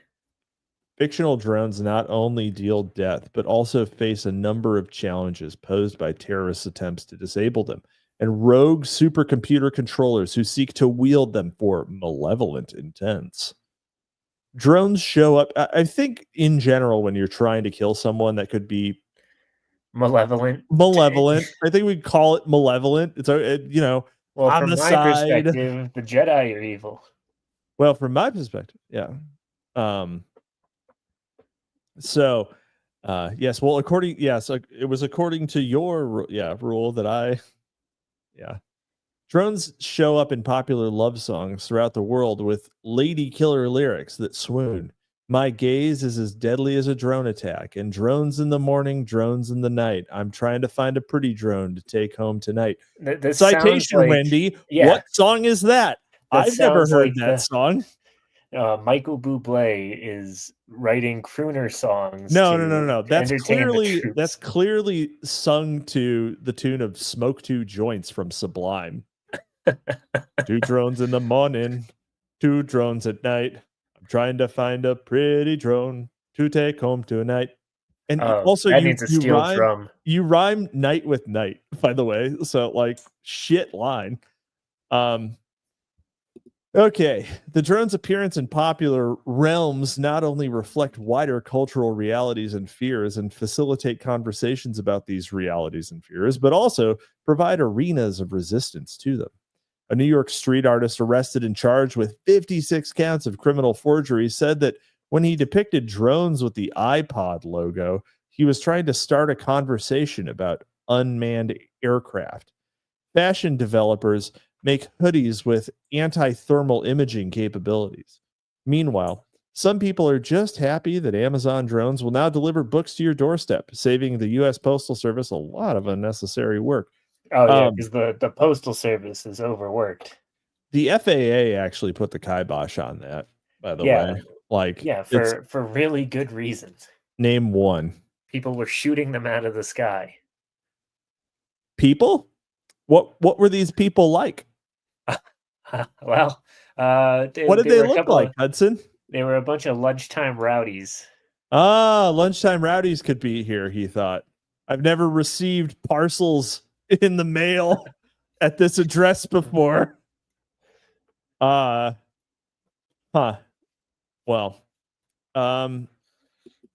you too can have a personal drone controllable from a laptop or smartphone. And if you can't afford to buy one, $449 on Amazon.com. The do-it-yourself drone community is growing. Each month, over 1,000 new personal drones take flight. In fact, civilian-owned drones outnumber those operated by the U.S. military. But if you don't have time to sit around playing with your drone all day, Gabe, bestow upon it a brain in the form of an embeddable microprocessor computer chip. Let it do what so many seem incapable of doing. Let drones think for themselves. Wendy, you are cooking. Wendy, you card. Perhaps this will cut back on reported wandering drones like the Navy craft that stumbled into DC airspace, or fiascos such as the Mexican Army drone that crashed in an El Paso backyard in December 2010. It was just a burrito with 2 layers of tinfoil on it. Or the $4 million MQ-9 Reaper drone, one of a fleet that regularly flies over upstate Western New York, that in November 2013 crashed onto Lake Ontario and remained missing after being dispatched from Fort Drum during a training mission. I think probably one of my favorite South Park episodes is Free Wilsiacs with the Mexican Aeronautica y Space Administración. Okay. And they launch the whale into space using this shitty Mexican rocket, and the guys celebrate by singing mariachi tunes. Excellent. Great episode. Free Wilsiacs. I'd like Mexico a lot more if they were actually like that. Just to be real. Yeah, if every country on Earth was just like the Small World ride at Disneyland, it'd be sick. We'd be having so cool. Much more fun. Some people actually think it's like that, and we call those people liberal women's. Yeah, liberal women's. Yeah, it's tiny, tiny world. Pesky privately owned drones dropping illegal drugs in prison yards and getting in the way of important business at airports and disaster sites are cited for the commercial development of drone killing countermeasures. such as the death ray laser gun that can knock a drone out by turning it off in midair from a mile away. Just such a death ray might have come in handy when Buffalo's drone chickens came home to roost in late 2014. Twice that year, drones appeared over runways at the Buffalo International Airport, but nobody could determine who owned the seagull-sized intruders or why they had been deployed. A little strange you'd call them seagull-sized intruders. Are you implying that birds are drones in disguise? Because that's kind of what it seems like you're saying. It seems like you're saying the quiet part out loud. They joined the FAA's list of unwanted drone sightings. A list I imagine does not include military, defense, and law enforcement drones seen by increasingly aware sky watchers. Increasingly aware Cap, sky I'm watchers gonna make... could be here. Also, great timing. New Jersey drones. What happened to those? Yeah, everybody just shut up about that. Everybody had a great New Year's. Trump was inaugurated, so everybody was like, we don't need to talk about this anymore. Yeah, it was a Biden event. Drones. Apparently, it's not only still happening, but the rates have increased. Oh, that'd be great if Trump just started deporting everybody and the news was covering the drones. Well, did you hear the during a press conference the night he was signing all of the executive orders, someone asked him about a reporter asked him about drones, and he was like, you know what, I don't know. And then he turned to someone and was like, can we find out what that was? He was literally like, go find out what that was right now. So it's been a couple days, I'll give him a couple days. So I was gonna pose this question to you, Cap, but it seems like you're in with me on the answer. In the Trump administration, there will be a mass casualty event involving drones. Yes or yes? Oh, we're evolving from the fun poster to the drone poster. I don't think there's going to be a mass casualty event. I don't think we have the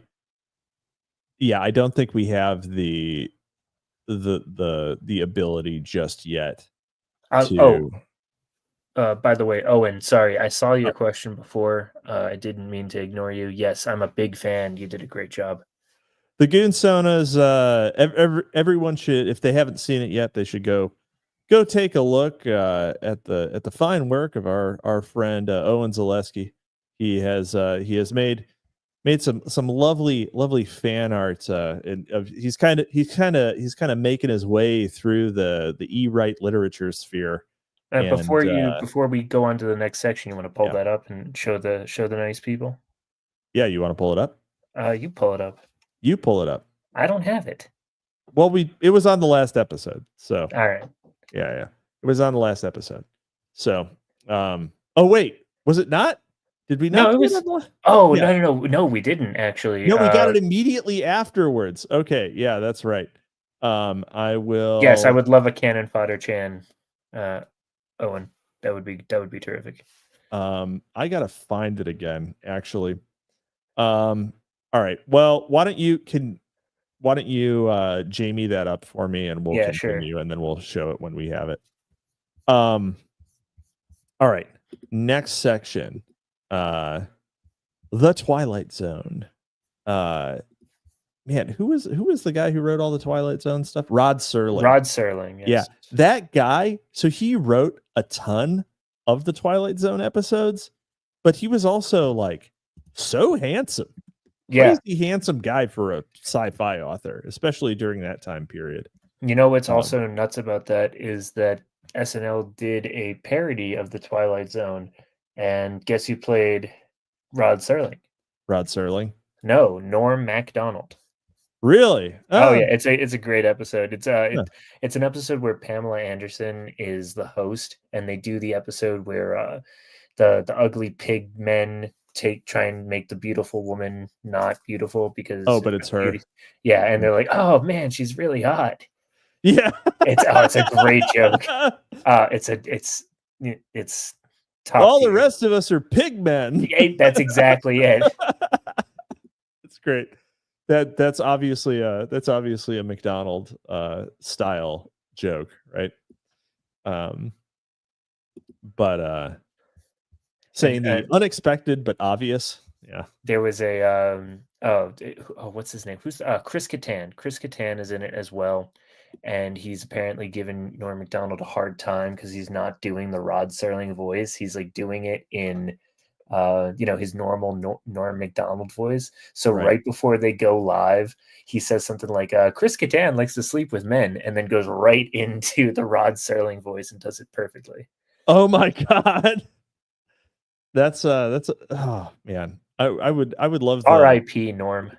Hey, is there an Art of Darkness on yes, there is. For those there is on Norm Macdonald? Yes. Oh, that's amazing. I have to look that up. Yeah, also friend of the show, Kevin Kautzman, his podcast Art of Darkness. It's only biographies and only of the deceased. And I actually just did an episode of Cannon Fodder with him that's coming out soon on The Trial by Franz Kafka. Oh, great. Yeah, that's really cool. But Art of Darkness, great podcast. Terrific. Highly recommended. Let's see. So, the Twilight Zone. Beware when fighting a dragon that you do not become one. Chinese proverb. Man, do not let furries hear that one, because otherwise they would be like, but that's anyway. There is a fifth dimension beyond that which is known to man. It is a dimension as vast as space and timeless as infinity. It is the middle ground between light and shadow, between science and superstition, and it lies between the pit of man's fears and the summit of his knowledge. This is the dimension of imagination. It is an area which we call the Twilight Zone. Rod Serling, Twilight Zone, Season 1, 1959, and in fact, every other season. Soylent Green is people. That's not. I know it's a different. That could have easily been a Twilight Zone episode. It could have. Yeah, it did not need to be a full feature. I'm going through the Tukey's Discord right now looking for the Goonsona, and I'm getting a lot of trebuchets. Yeah, sorry, there was a whole trebuchet conversation. Apparently, no AI image generation platform can create an accurate schematic of a trebuchet. Oh, and can you post it in the Tukey's Discord again real quick, just so I can find it easily? I'm not at liberty to reveal the nature of my work. This secrecy pains me from time to time. Any bureaucracy that functions in secret inevitably lends itself to corruption. But these rules I have pledged to uphold. I believe a pledge is sacred. Well, I may reveal this much. Among my many tasks is the maintenance of deep space monitors aimed at galaxies beyond our own. We routinely receive various communications, space garbage, to decode and examine. Major Briggs, Twin Peaks, Season 2, 1990. Close the iris. I believe that's the same actor, actually. It's from General Hammond from Stargate. R.I.P. David. Yes, also who we determined is dead. Yeah. Let's see. Brandon Stickney wrote that by the time Timothy McVeigh left Buffalo, New York, and headed for the land of fools, his Ameranoid status was already set in stone, but quickly became exacerbated by the social world in which he immersed himself, populated by people who only contributed to his progressive mental disintegration. Oh, getting close to Avalanche of Decay. So I've got the fan art up whenever you want to do that. All right. Well, maybe after this paragraph. Let me just finish this paragraph. Yeah. Included among the government conspiracies with which McVeigh soon became intimately familiar were ones about alien spaceships in the deserts of America. Stickney may have been more right than he knew, or than anyone has previously noted. All right. I'll stop sharing real quick. And sharing is you ought to share. Didn't you Karen. learn to share? No, I didn't. Weren't you taught to share? I was not.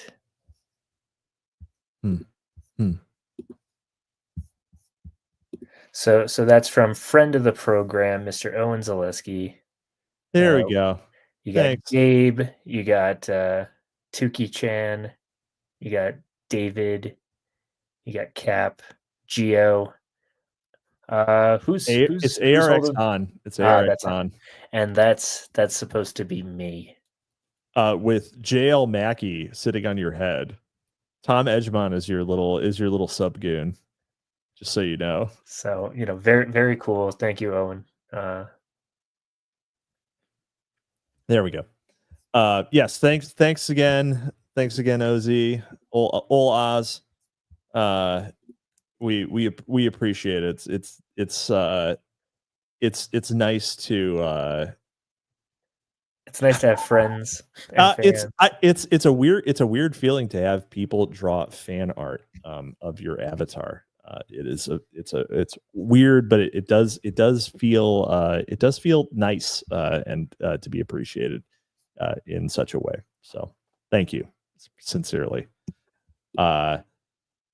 So let's see. In 1993, the Buffalo News reported on a growing trend of people with moonbeams in their eyes making pilgrimages to the deserts of Nevada in an effort to breach the secrets of Area 51, also known as Groom Lake and Dreamland. I would love to see Wendy's explanation of the Storm Area 51 Facebook event. They can't get all of us. That would be great. They can't get all of us. God, that was so good. I'm so glad that they probably could have gotten all of them. They could have gotten absolutely all of them. One drone. 100%. Well, no, not one drone, but I mean, a machine gun nest probably would be super effective on that type of crowd. No. You see, Naruto run fast enough. Naruto runners are immune to bullets, as we all know. Yeah, I mean, if you run fast enough, you run between the bullets. You just have to time the cyclical fire rate of the mod deuce that would be, shredding your limbs. Let's see, also known as Groom Lake and Dreamland. Although at first military officials remained silent, refusing to acknowledge that the site existed at all, eventually they said Dreamland was simply a testing site for classified experimental aircraft and electronic jamming equipment, and a staging ground for war games. Others, however, insisted that the truth was much stranger, and the government was covering up its knowledge of beings from other worlds. For them, Area 51 was a place where aliens and humankind cooperated in the building of flying saucers, hid technologies that could end war and hunger, hoarded limitless supplies of energy, and performed grotesque genetic experiments against the will of abductees, putting tits on snake women who were 10 feet tall and want to treat me like I'm a little boy. Doing things like that. As there had yet to appear a smoking ray gun that could settle the debate, it fell to UFO buffs to determine fact from homegrown American mythology. On the face of things, it would seem that after leaving Buffalo, McVeigh too heeded his call and set off on his own pilgrimage to get some lizard milk to Area 51. And yes, Owen, that was XCOM. As he awaited trial, McVeigh continued to read the news obsessively. In July 1996, he came across the headline, "Poll Spots Belief in UFOs." The report said nearly 50% of Americans believe the government was hiding proof of UFOs. 20% believed that they had alien origins, and 12% claimed to have seen a UFO. He drew a line to these statistics on a clipping of the article and wrote to his attorneys, "These are the type of people we do want on a jury." If the prosecutors did not want X-Files fans, maybe they would not think to ask potential jurors if they believed in UFOs. It's actually more people now believe in UFOs. Although I guess we've sort of gone through light disclosure, quote unquote disclosure. Although it would be very interesting to see what happens with that under the new administration, because obviously there were plenty of people who thought that the Pentagon disclosure of UFO stuff was just misdirection last year. But we'll see. In October 1995, McVeigh explained to his defense team that Area 51 was also sometimes called Dreamland and was operated by the Department of Defense and the Wackenhut Security Company. Man, I guess if you don't have a cave, you can always build yourself a Wackenhut, right? To goon in. I would change it. I'm sure it's just named after the owner's. I mean, it sure just has the owner's last name, but fucking change your name. That is awful. The installation was very secure, and there were signs at the entrance that said "Deadly Force Authorized." McVeigh advised that more nuclear testing was conducted near this location than all of the nuclear testing conducted by Russia. Towards the end of his life, McVeigh outlined his conclusions about the goings-on at the real Area 51, but might as well have been speaking of Calspan. Area 51 is a super-secret military installation whose existence, still denied by the government, is so classified it cannot be found on maps. Their mission, he said, was to test all the ultra-modern government experimental programs out there. I believe that while there are such things as UFOs, it is impractical to think that they are aliens. I'm sure there are super secret government experimental vehicles. For many reasons, for physical reasons, I do not believe aliens can travel at this point. So the answers to UFO is that nobody can deny the government continuously has secret programs that they call black budget programs and black projects. And that's what I'm sure most of these sightings are. I can't decide if Timothy McVeigh is like the biggest loser ever or a massive Chad. He's definitely one or the other. He's really riding that line, isn't he? Like he oscillates from one side to the other. Yeah. It's so for all you losers out there, Gabe, I'm talking about you. You can turn it around, maybe. You can turn it around, Gabe. All you need is a driver's license and several trips to the Home Depot. Yeah. In 2007, Calspan, now with facilities around the country, established its newest prestigious research facility located at, of all places, Roswell, New Mexico. Popular Science dubbed the Roswell Calspan Bicycle Works site the new Area 51. Before continuing with the history of Calspan, I will briefly outline McVeigh's trip to the actual Area 51 after he left Buffalo. The possible relationship this trip might have to the bombing plot, and explore the intersection of fact, folklore, rumor, and disinformation in this and related stories. Also, Woodpit 420 dropping some real math on us. Loser plus Chad is a chud. So true, King. So true.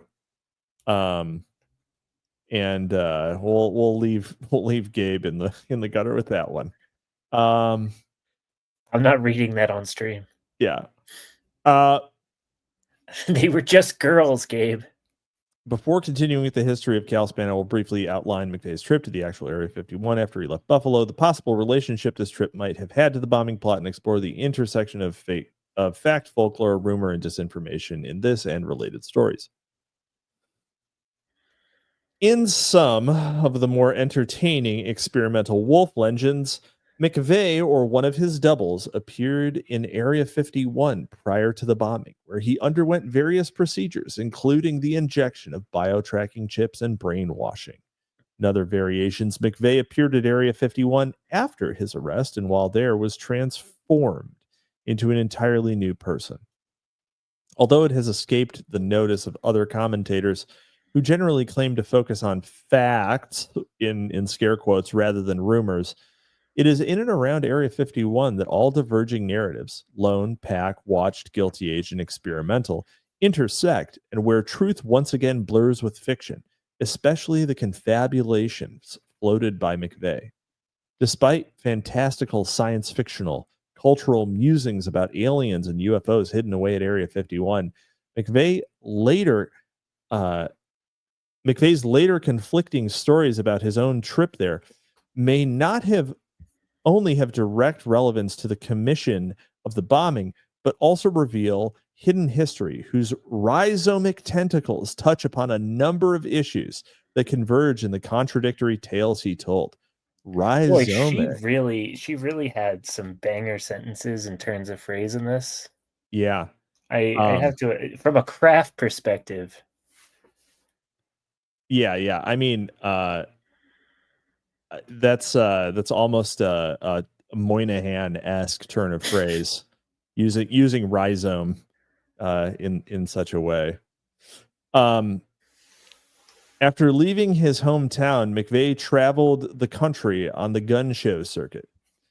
He told his biographers that during a commute from Fortier's in Arizona to the Nichols brothers in Michigan, long ass fucking commute, holy shit, he paid to visit the famed Area 51. His official biographers relayed McVeigh's colorful description of this particular adventure. McVeigh thought nothing of taking a detour 500 miles to visit the site that interested him. And his first stop was at a place that had taken on legendary status in more than one fringe community in American culture, the mysterious Area 51 military installation in Roswell, New Mexico. That's not where that is. Yeah, it's not. It's nearby. I mean, it's not like super far, but yeah. Those are two different places. Yeah, one is in New Mexico. The other is in Nevada. Yeah. McVeigh had heard the many rumors about the site that the military tested exotic aircraft, possibly even UFOs, at the remote outpost. That a UFO once crashed at the site and alien life forms had been found on the inside, but the incident had been kept secret. But it was just quoting the film Independence Day. Welcome to Earth. Oh no, you did not shoot that green shit at me. Hi boys, I'm back, he shouted. Yeah. Let's see. Had been kept secret, but was more than just curiosity that drove McVeigh there. He was ready to stir up a little trouble too. McVeigh was outraged by reports that the federal government had posted threatening signs at the site, warning that the use of deadly force had been authorized against people who crossed a certain boundary into the installation. McVeigh wanted to test that one. He wanted to test his right as an American to walk on the public land, and he wanted to carry a gun there. McVeigh was eager to stand up to the rent-a-cops he had heard patrolled Area 51. As a former rent-a-cop himself, I'm something of a rent-a-cop myself. He knew that they possessed no greater right to make an arrest than the average citizen. Armed with his Ruger Mini 30 semi-automatic rifle, he was prepared to confront anyone who tried to stop him. Listen, son, as a fellow semi-law enforcement officer myself, I can tell you, you're not within your rights to arrest me right now, sir. Face the wall. Sir, yeah, exactly. It's like, well, we're in the desert. We got plenty of holes. You're carrying a gun onto a military base, so you're holding a gun, Chester. I can't arrest you, but I can kill you. Having arrived at Area 51, the camera-wielding McVeigh, passed a deadly force sign, and to his dismay, another that warned against taking photographs. I would take a photograph of the sign that said "Don't take photographs." Right? That's it's like that bird. That's it with on the sign that says "No birds allowed." No birds allowed. Or man, speaking of signs that go hard. Those "Do not go further, you will die. Many cave divers have died here." Those signs. Yeah. That they post in underwater caves. Because tons of people are idiots. I have been on a tear watching people die. I've been on a tear listening to cave diving mishap stories. And it seems insane that anyone would ever do it. Oh, do you want to go into that a little bit? What? And tell what's your favorite cave diving mishap story? Definitely the blue hole. Well, blue holes in general are basically what is a blue hole? Yeah, a blue hole is basically a place where where an aquifer meets soft stone, typically karst topography, and you end up with like a shaft of water, fresh water that's constantly refilling. You end up with a shaft of water that sometimes they're like 1,000 feet down, straight down, just like a cylinder of water. Does the pressure pull you down? No. In fact, it would blow you up. But it's like basically people die in these things just because they want to go as deep as possible, and because you have to change the stuff that you're breathing as you go further down. Oh, what the hell? Yeah. So like oxygen becomes toxic. So when you're getting compressed, obviously, because water is fucking heavy. But after a certain distance, you have to like start breathing more helium, and you have to start breathing more nitrogen. And if you get your mix wrong, you'll get fucking high. You'll get high from oxygen. But if you don't time it right, you'll get high from the other shit.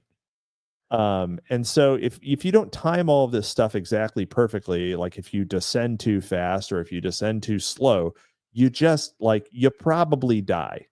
Yeah. Okay. So you know how I'm afraid of heights? I'm now afraid of that.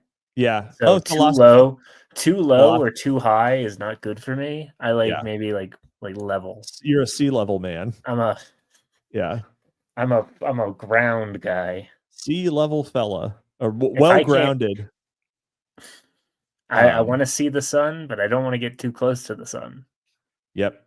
You have learned the learn the lesson of Orpheus and the lesson of Icarus. You just stay on the ground. And Owen, to answer your important question, I'll go with the Vietnam War. It's a tough one, but I know more about Vietnam. I haven't looked into the Bush War all that much. I just know about the shorts and Rhodesia. I'm gonna go with the roadies. Well, I mean, yeah. Like I said, it was a tough choice. Vietnam's kind of. There's a lot of Kino that came out of Vietnam, dude. I mean, I keep saying that Stoner is my favorite book, but Matterhorn by Karl Marlantes might be my favorite book. Oh, really? It's so good. I have not read it. Oh, it's terrific. I highly recommend it. All right, yeah. Bet will do.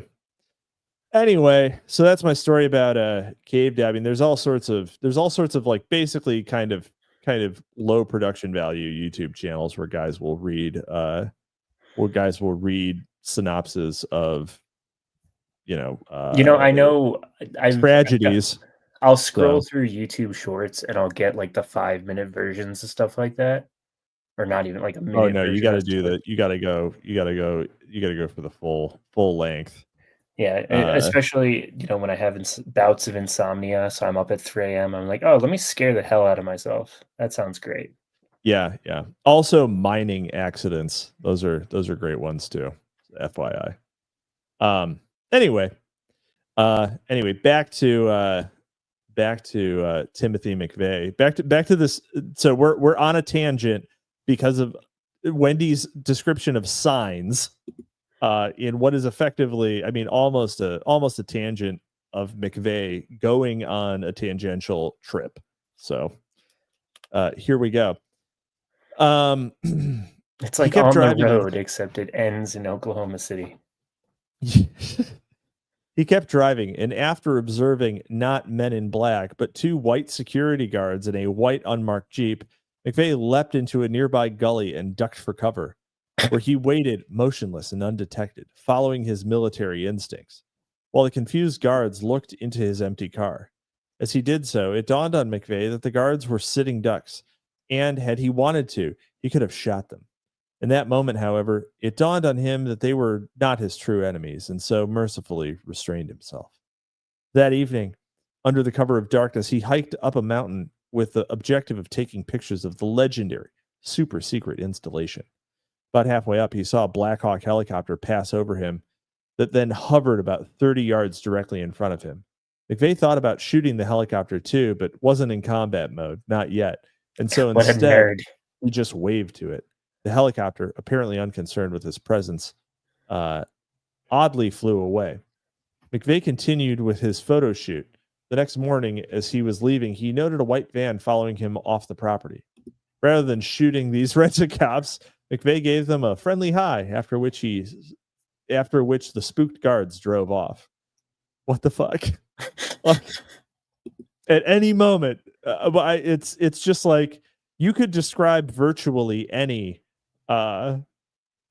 you could describe virtually any interaction with, rather than shooting them, he did a reasonable thing. They shook hands. Yeah. Yes. And then his wife came home from work, and rather than shooting her, he gave her a hug and a kiss and asked her how her day was. Like, oh man, biscuits and coffee. It dawned on him that they were actually Canada geese, not ducks, and he didn't stand a chance. Yeah. Beasts, real beasts.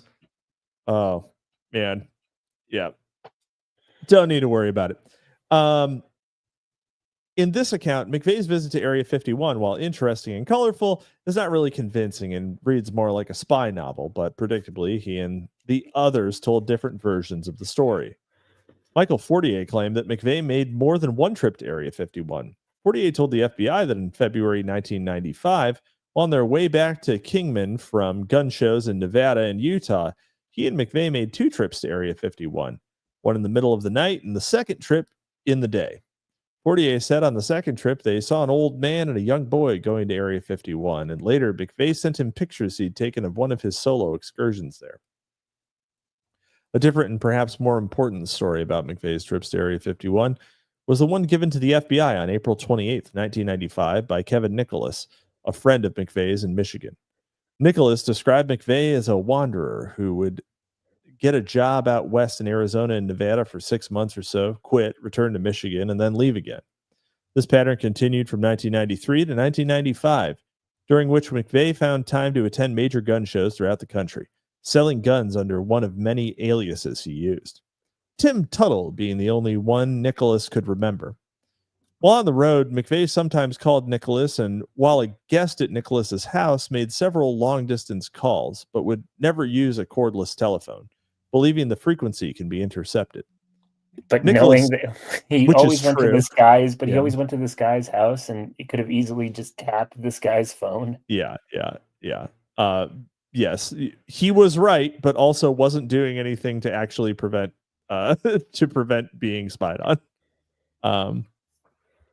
Nicholas advised the FBI that if they wanted to find John Doe number 2, they should look near the Nevada-Arizona border, as McVeigh had told him that he and others whose identities Nicholas did not know had a stockpile of guns, ammunition, and survival supplies stashed in the desert near Area 51. Nicholas said that during one of his visits to Michigan, McVeigh took out a letter from a man he said wanted to arrange a meeting with him near Area 51 for a gun deal.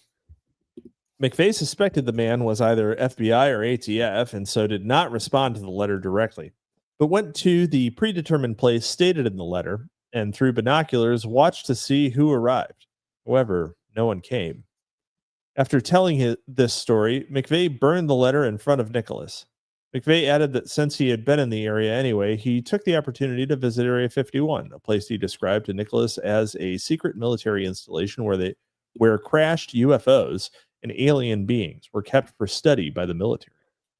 When McVeigh returned to Michigan in December 1994, he even showed Nicholas about 24 pictures and 1 VHS tape he had taken there. The month before, in November 1994, in Needles, California, fun name, a town that sits directly nestled. It's actually a meth town. Yeah, one would think. Directly nestled on the borders of Nevada, Arizona, and California. Aren't all places just fentanyl towns now? Yeah. It's it's just pills. It's just pills here. Especially in the Southwest United States. Yeah. Thanks to, the cartels and. Yeah, well, we'll see how long that takes. Tom Homan in full effect. Patriots in control. You need to go home, and says Tom. Home, and you need to go home. And apparently Newsmax has a deportation tracker, and so they're live tracking the how many deportations that ICE has carried out. Let's see what they got. Where is that? Yeah. Go ahead. Look, it's probably on the front page of their website. I know that they were running it on their video feed. Let's see. Letter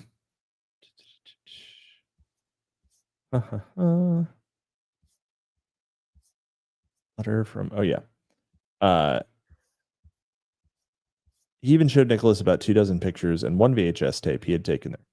The month before, in November 1994, in Needles, California, a town that sits directly nestled on the borders of Nevada, Arizona, and California, a local water authority official found a note nailed to a utility pole addressed to SC. It read, in part, "A man with nothing left to lose is a very dangerous man, and his energy and anger can be focused towards a common righteous goal.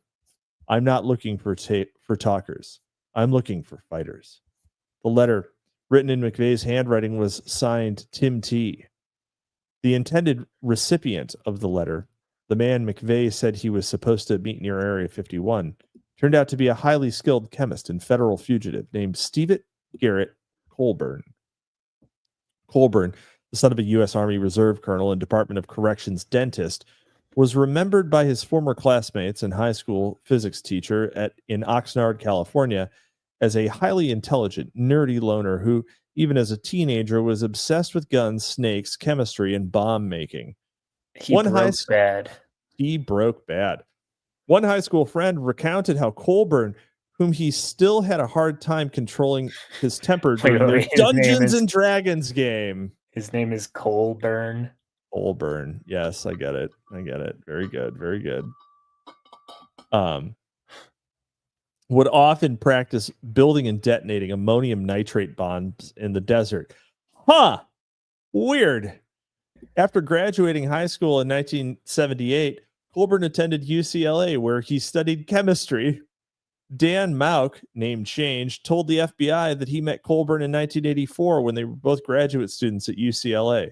Although they became friends, Mauk began to suspect that Colburn was stealing chemicals from the lab, including ammonium nitrate, and told his supervisor and other professors about it. They did nothing and even warned him to leave it alone. Leave it alone because he's planting bombs all over the place. Mauk said Colburn just let people enjoy things. Mauk said Colburn was very anti-Semitic and believed Jews ran the world as part of a UN conspiracy called Israel. A man he worked with later said he was a Nazi. Colburn's uncle told the FBI that his nephew was a paranoid schizophrenic who was capable of participating in a bombing, and in fact, he had always worried that someday his nephew would end up being a mad bomber. Boy, this doesn't sound like John Doe number 2, does it?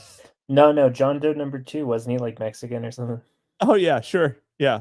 Oh no, he wouldn't be called John number 2. Juan. He would be called Juan Doe numero dos. Yeah, so obviously he was white. I could not find the deportation tracker. But it's got to be higher than 1. More than 1. Colburn used a number of aliases, including Bill Carson and John Connor, the later referring to the protagonist of the 1984 movie The Terminator, who leads a fight against Skynet, an AI supercomputer bent on taking over the world with its cyborg minions, the Terminators. Colburn/Connor had close connections with various remnants of the Arizona Patriots, as did Michael Fortier, a group of tax protesters who had attracted notoriety in the mid-1980s after several members were arrested for criminal activities committed in the hopes of sparking a white supremacist revolution and overthrowing the government. A white supremacist revolution against Ronald Reagan. By 1995, a number of individuals connected to the Arizona Patriots could be found lingering in and around the Kingman, Arizona area. More than a few people reported that Colburn made frequent trips to the desert for target practice and stored survival materials in caves stretching from Arizona to California. It seemed he had a lot in common with McVeigh, who also frequently made excursions into the isolated areas surrounding Kingman, sometimes for days at a time, loaded with backpacks and weapons, and according to several people, stashed guns, ammo, and other items of note in remote desert locations, including near Area 51.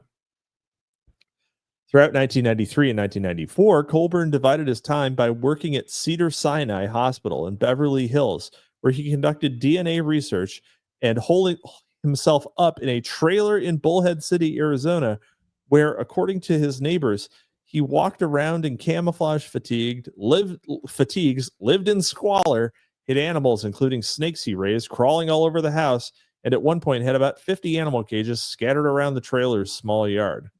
Gabe? This is Gabe. Gabe the snake gooner, trying to breed that snake mommy milf.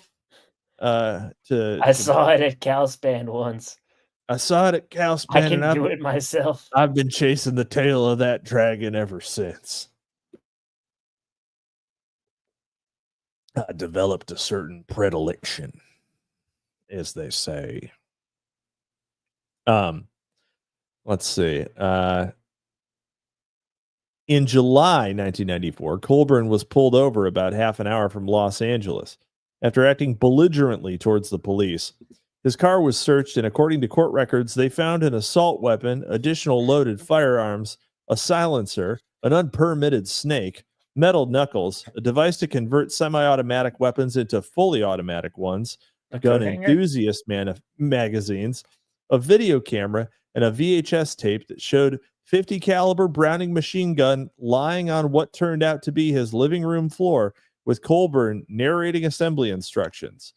They also found a bill from a private storage unit facility in Bullhead City, issued the previous month, June 1994, the same month that McVeigh lived in Bullhead City. After his July 1994 arrest, Colburn was arraigned, released on bail, and given a summons to appear in court that October. And Colburn failed to show for his court date. A warrant was issued for his arrest, and he became the subject of an ATF investigation. Excuse me. The following month, November 1994, around the time McVeigh made his visit to Area 51, Colburn mailed his employers at the DNA lab a resignation letter and another to his girlfriend, telling her he wanted to avenge Waco. Boy. I wonder if this guy was involved at all. Huh. Probably not. Weird, isn't it? That he was, it just seems like he might be he's just, an additional John Doe. Off his rocker a little bit.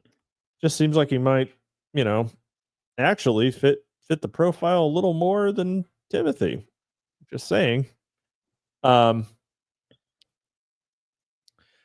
and Colburn had a few other things in common. On April 14th, 1995, 4 days before the Oklahoma City bombing, a U.S. Marshal arrived in Kingman looking for the fugitive Colburn and questioned the manager of the post office where Colburn, as well as McVeigh and a couple other notables, rented boxes. In this and subsequent interviews, she described Colburn as someone who came in occasionally during March and April 1995 to pick up mail for a man who turned out to be Timothy McVeigh. In fact, it turned out that the only two people authorized to pick up McVeigh's mail were Michael Fortier and Steven Colburn. After the bombing on April 19th, the manhunt for Colburn, which had been ongoing at the time of the bombing, intensified. When the FBI arrived to search his trailer in Bullhead City, Colburn was not there, but agents found bags of ammunition, bags of ammonium nitrate. Oh, okay. Inside a truck parked in the backyard. It took about a week for the FBI to locate Colburn in Oatman, about 20 minutes from Kingman and 40 from Bullhead City. It took him a week to go 40 minutes. Come on, guys. What Colburn, was he freed from the Egyptians? Yeah. Colburn, nice. Colburn was working as a dishwasher at a local restaurant, but according to his boss, about 3 weeks before the bombing, he had taken off, saying he had to attend to his mother who'd had a stroke. Colburn did not come back to work until the weekend after the bombing. Authorities learned that he resided in a trailer with at least 2 other men who, along with Colburn, operated a crystal meth lab in a small shed on the lot. But he was a dishwasher? I don't know. I feel like being a meth cook probably makes more money than that. Yeah, but would you believe that the medical benefits are not very good? Well, what do you need? Dental as a dishwasher. What do you need medicine if you got meth? Meth. When he was finally arrested in early May 1995, the 35-year-old Colburn told authorities that he did not know McVeigh, but soon after, realizing his alibi the day of the bombing was dubious at best and now facing additional criminal charges, Colburn asked for a deal and signed a proffer letter issued by the U.S. attorneys. He then proceeded to tell the FBI agents his story. Colburn said that after his arrest the previous July, he had become increasingly concerned about the New World Order threat, which he explained was a plot involving the U.S., UN, and foreign banking interests to confiscate Americans' guns and implant computer chips into the hand or forearm of all American citizens in order to control them. Based on his political concerns, Colburn decided that rather than show up to his court date, he would go on the run and seek out others who shared his views, and from then on, used only payphones. First, can't do that nowadays. First, he said, he contacted the militia of Montana, whose organizer, John Trockman, later turned out to be an FBI informant. They put him in touch with a group connected to a number of white supremacist organizations, including the Aryan Nations, a group populated at the time by untold numbers of ATF and FBI informants and agents. I think it was something like 3 out of every 10. It's was an informant. My God. You could just dismantle the organizations by dropping their membership by 30% in 1 year and making them go bankrupt. Yeah, they were really the East Germans of groups. It's nothing but circle jerks of different Chloes. They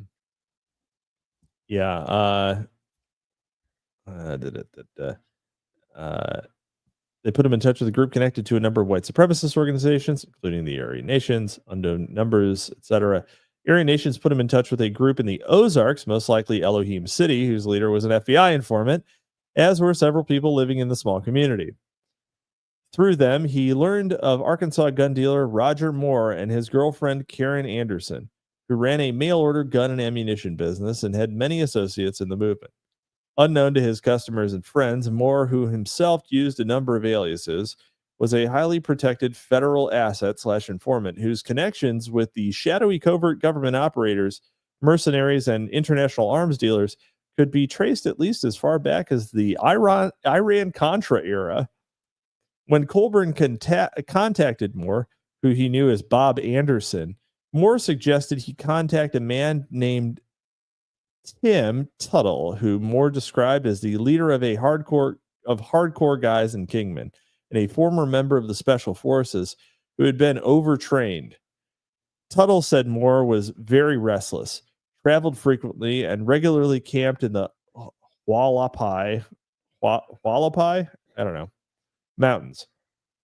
Moore gave Colburn a P.O. box address in Kingman where he could write to Tuttle. Colburn told the FBI that the entire connection was I know a guy who knows a guy. It was feds on feds on feds. Yeah. So you're telling me that if these guys just left well enough alone, yeah, this might not have happened and connections wouldn't have been made. Yep. So feds passed this Colburn guy around like the fluffer at the Ayala gangbang. Oh. And put him in contact with McVeigh, who also, not a confirmed non-Fed, really. I don't think they could confirm him as a Fed at this point. Sure. Colburn told the FBI that he only attempted to contact Tuttle once by sending a letter to the Kingman address Moore had provided. But despite his fears about implantable chips and the New World Order, When Moore informed Colburn that Tuttle had left a note on the utility pole in Needles, he, Colburn, got paranoid and thus never went to pick it up and abandoned the idea of joining any group. Rather, he had holed up in a mining shaft until about January 1995, when he rejoined society and moved to Oatman. Colburn insisted that he never met with Tim McVeigh in person. It had nothing to do with the bombing, and that would be the end of the story, as told by Stephen Garrett Colburn to the FBI. When the FBI approached Moore and Anderson in late 1995, Moore denied knowing Colburn, but a few days later recalled that actually Colburn had been a fairly regular customer of his for the last couple of years, and come to think of it, he and Karen spoke on the phone with Colburn on a fairly regular basis. I wonder what jogged his fucking memory. They had first become acquainted in the fall of 1992, nearly 2 years earlier than in Colburn's account, when he and Anderson began shipping ammunition to him in Arizona, including .50 caliber ammunition. Moore and Colburn never mentioned he was a fugitive, but did seem paranoid about black helicopters that he thought were used by law enforcement agencies. Colburn had told him about a run-in he'd had with police during which they'd found a videotape connecting him to paramilitary activities. Remember, kids, don't film yourself committing crimes. Don't produce evidence. Yeah. He also told Moore about the caches of weapons he had stored in more than one desert cave. At first, Moore denied that he'd given Colburn contact information for anybody, but later remembered he had given him an address for McVeigh/Tuttle.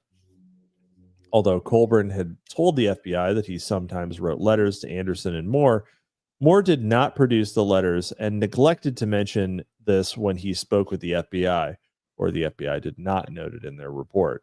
See, I doubt this, because nowhere in here have we heard that Tim slept with Karen Anderson. Yep, that makes sense. Checks out. Checks out. Yeah, if he didn't cuck, he must. If he didn't cuck you, he must not have known you. Moore maintained that he had only ever spoken with Colburn on the phone and had never met him in person. Oddly, though, the resignation letter Colburn sent to his employers at Cedars-Sinai was postmarked from a town in Arkansas only miles from the home of Roger Moore and not too far from Elohim City. I wonder if after all the events, he tries to George Costanza his way back. He's like, "What? What are you talking about? No, it's just I was just making a joke. I didn't resign." It's just like, well, do you need a dishwasher or not? Or Cedars-Sinai, I guess. Do you need a DNA analyst or not? You need a meth cook or not? Yeah. What a weird set of jobs, isn't it? Like, just well, you think he would be pretty well compensated at Cedars-Sinai, so why would he just... Anyway, whatever. Maybe they were being honest. Maybe Moore never met Colburn in person, as he claimed, and maybe Colburn never met with a man named Tuttle. But according to others, he did meet a man named McVeigh. Both of the men who shared the Oatman meth lab trailer with Colburn told the FBI that Colburn frequently discussed making ammonium nitrate bombs, and one of them said he was nearly positive McVeigh had visited the trailer recently. But I also am addicted to crystal meth. But I also am a meth cook who is probably taking a plea deal right now. So, I mean, not for nothing, I could have just seen him on TV and swore he was in the room. Yep. Michael Fortier, who had been resolute about his intent not to cooperate with the FBI's investigation, and he was under 24-hour surveillance immediately upon learning of Colburn's arrest in May 1995, went to the FBI agents sitting in a car outside his house and offered to cooperate. Fortier, it turned out, used to buy crystal meth from the trailer inhabited by chemistry guru Colburn. Jim Rosencrantz, who grew up with Fortier and Kingman and who also knew McVeigh, years later said McVeigh distributed weapons for Moore along the West Coast, which Moore fraudulently claimed had been stolen in a home invasion. Lost him in a boating accident. Oh, you know how people break into trailers in the middle of the desert all the time? I mean, they do. That's totally a thing. When asked about Colburn, Rosencrantz acknowledged having known him, expressed extreme anger towards him, but refused to elaborate. I hate that guy did that bombing. It's what he did not want you to elaborate on. In the early and mid 1990s, the area surrounding Kingman was swarming with paramilitary groups with whom Fortier had become acquainted. And while it was something federal prosecutors chose not to bring up during his trial, during his time in the Wild West, McVeigh formed relationships with a number of high-profile neo-Nazis, other white supremacists, and former aspiring terrorists. When questioned by the FBI, a number of people said they recognized McVeigh and had seen him before, but that they knew him by other names, including Tim Tuttle and Sergeant Mack. McVeigh admitted to his attorneys that he had used these names and other aliases, as well as disguises, during his travels and interactions with his many underground right-wing connections. Wow, so he really was turtly enough for the Turtle Club. He was turtly enough for the Turtle Club, who, unlike movement spokespeople, avoided the limelight so they could engage in their activities unimpeded. I wonder what it would be like to have a network of guys who know each other only through aliases. Yeah, couldn't be me. Right, Cap? Couldn't be. That's absolutely right, TR. Among the organized groups he associated himself with were the Aryan Nations and National Alliance, whose founder wrote the Turner Diaries. McVeigh attended at least one Bullhead City National Alliance chapter meeting, and the days before the bombing placed at least 10 calls to their regional headquarters located near Kingman, Arizona and Bullhead City. McVeigh explained that he was looking for an army to disseminate literature and progress his rebellion further, and although he never found it, he came close with the Bullhead National Alliance. His occasional allusions to a much larger group of conspirators consistently wavered.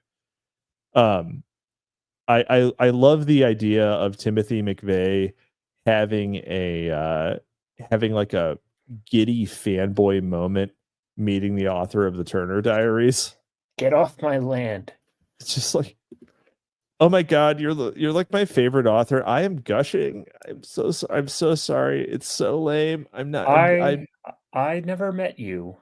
Get off my land. I sell 200,000 copies of my book from my house in West Virginia on top of a mountain. Did he actually? He sold 200,000 copies of the Turner Diaries that he sent from his house. I think that is amazing. Yeah. Jesus. Yeah. Dimes told me that the other day when we were covering, because we covered Camp of the Saints. Yeah. And that's coming soon. We'll see how much of that gets on YouTube. But did you like it? Yeah, I did actually. I was surprised. I thought it was fine. I'll probably get the Valbon new translation, not just to support them, but also because I kind of wonder how much, like, you know, what if there was if some of like the stylistic stuff I didn't like was a translation issue. Yeah, no, I was surprised by the prose. Yeah, I thought it was pretty well written, and I liked it.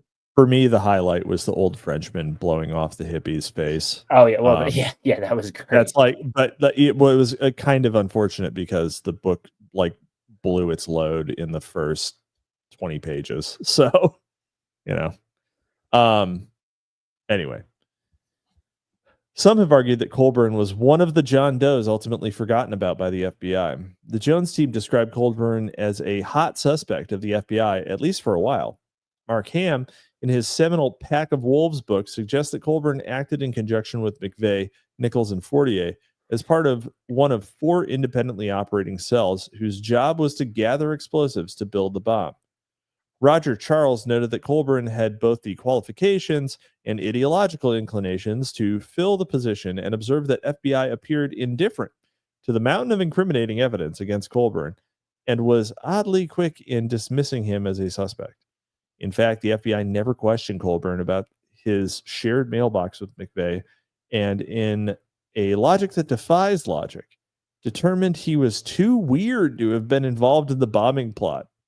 Terry Nichols' attorneys complained that the FBI even knew what Colburn smelled like. yet failed to turn over any of the evidence they gathered about him to either defense team.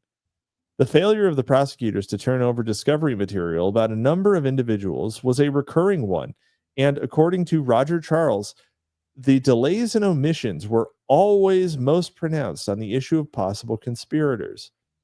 Colburn served a little less than 4 years for his 1994 charge and received little mention at trial of either Nichols or McVeigh. What does this mean in relation to Area 51, UFOs, and Timothy McVeigh? While McVeigh's trip to Area 51 was likely cover for activities related to the bombing plot, his story does not end there. However, a digression is in order for reasons which will soon become clear. Wendy, you tease. Wendy, your digressions. We're definitely not making it through the digressions. No, just to be clear.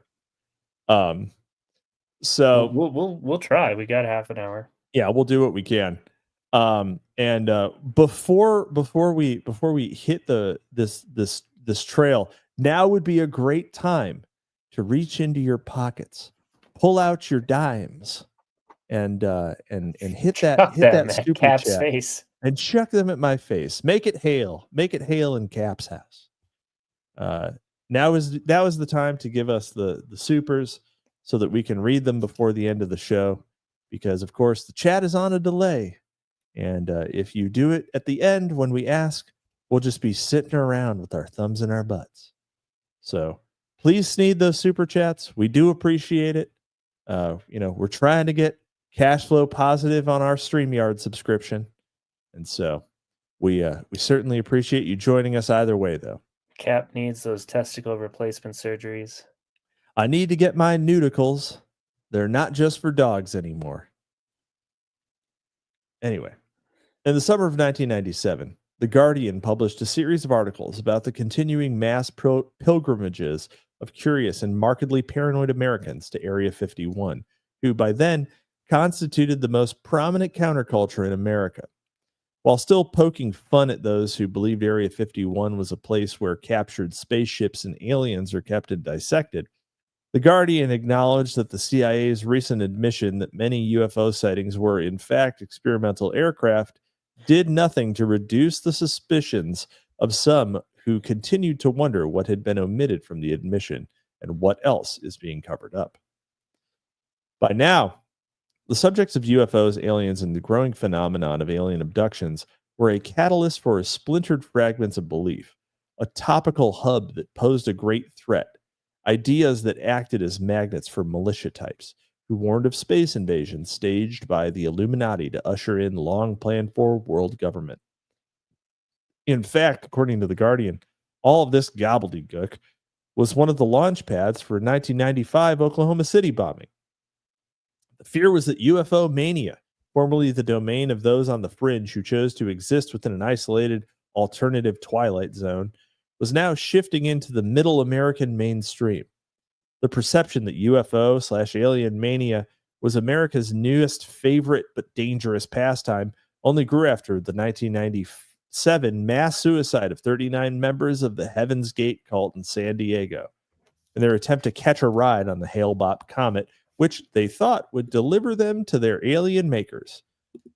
In reality, of course, the belief in aliens and UFOs caused far less deaths than, say, car accidents or airplane crashes. Beyond that, why are they always transit-related deaths? Yeah, because people don't just die at home. You got to die going somewhere. Well, technically, the Heaven's Gate suicides were also transit-related deaths. They were. So, I guess maybe it is an apt. Would you maybe it is an believe apt comparison. That story was covered in Metro. What do you mean? The Metro section of the newspaper. Oh God, yes. Looks like they're expanding I-50. Oh, and 39 people killed themselves because they were trying to hitch a ride. Been there. Tell you what. Taking mass transit. Traffic is murder. This traffic is murder. Beyond the commentary offered by popular media to make sense of UFO cults and self-proclaimed alien abductees, academics in various disciplines offered frameworks within which they could be understood. The aim of folklorists, cultural theorists, and social scientists is not to determine the factual truth of reported encounters, but the reason so many people tell these stories, the often allegorical meaning of the stories themselves, and the peculiar thinking of those who tell them. For them, the interstellar craze is best understood by identifying recurring elements in the stories of those who claim to have had personal encounters with space neighbors. Space neighbors? We don't call them neighbors. We don't call them newcomers. They're aliens, illegal aliens. We're going to use the official legal term, alien. Alien. We will no longer be using migrants. Yep. The Tom Homan, the astral form of Tom Homan, is now deporting Mesoamerican six-dimensional demons from the gigafried lib brains of American turbo normies. This just in. That was a great tweet, Cap. I appreciate that. Proud of you. I was very proud of me. I was very proud of me. It was yeah. West of the Rockies, you are on the air. Good morning. So good. So good. Yeah. Thomas E. Bullard, writing about UFO abduction reports in 1989, identified narrative similarities in sightings and abductions. Accounts in traditional folk stories about other visitors, such as devils, angels, demons, fairies, and human excursions into mythological underworlds. All real. Orpheus mentioned.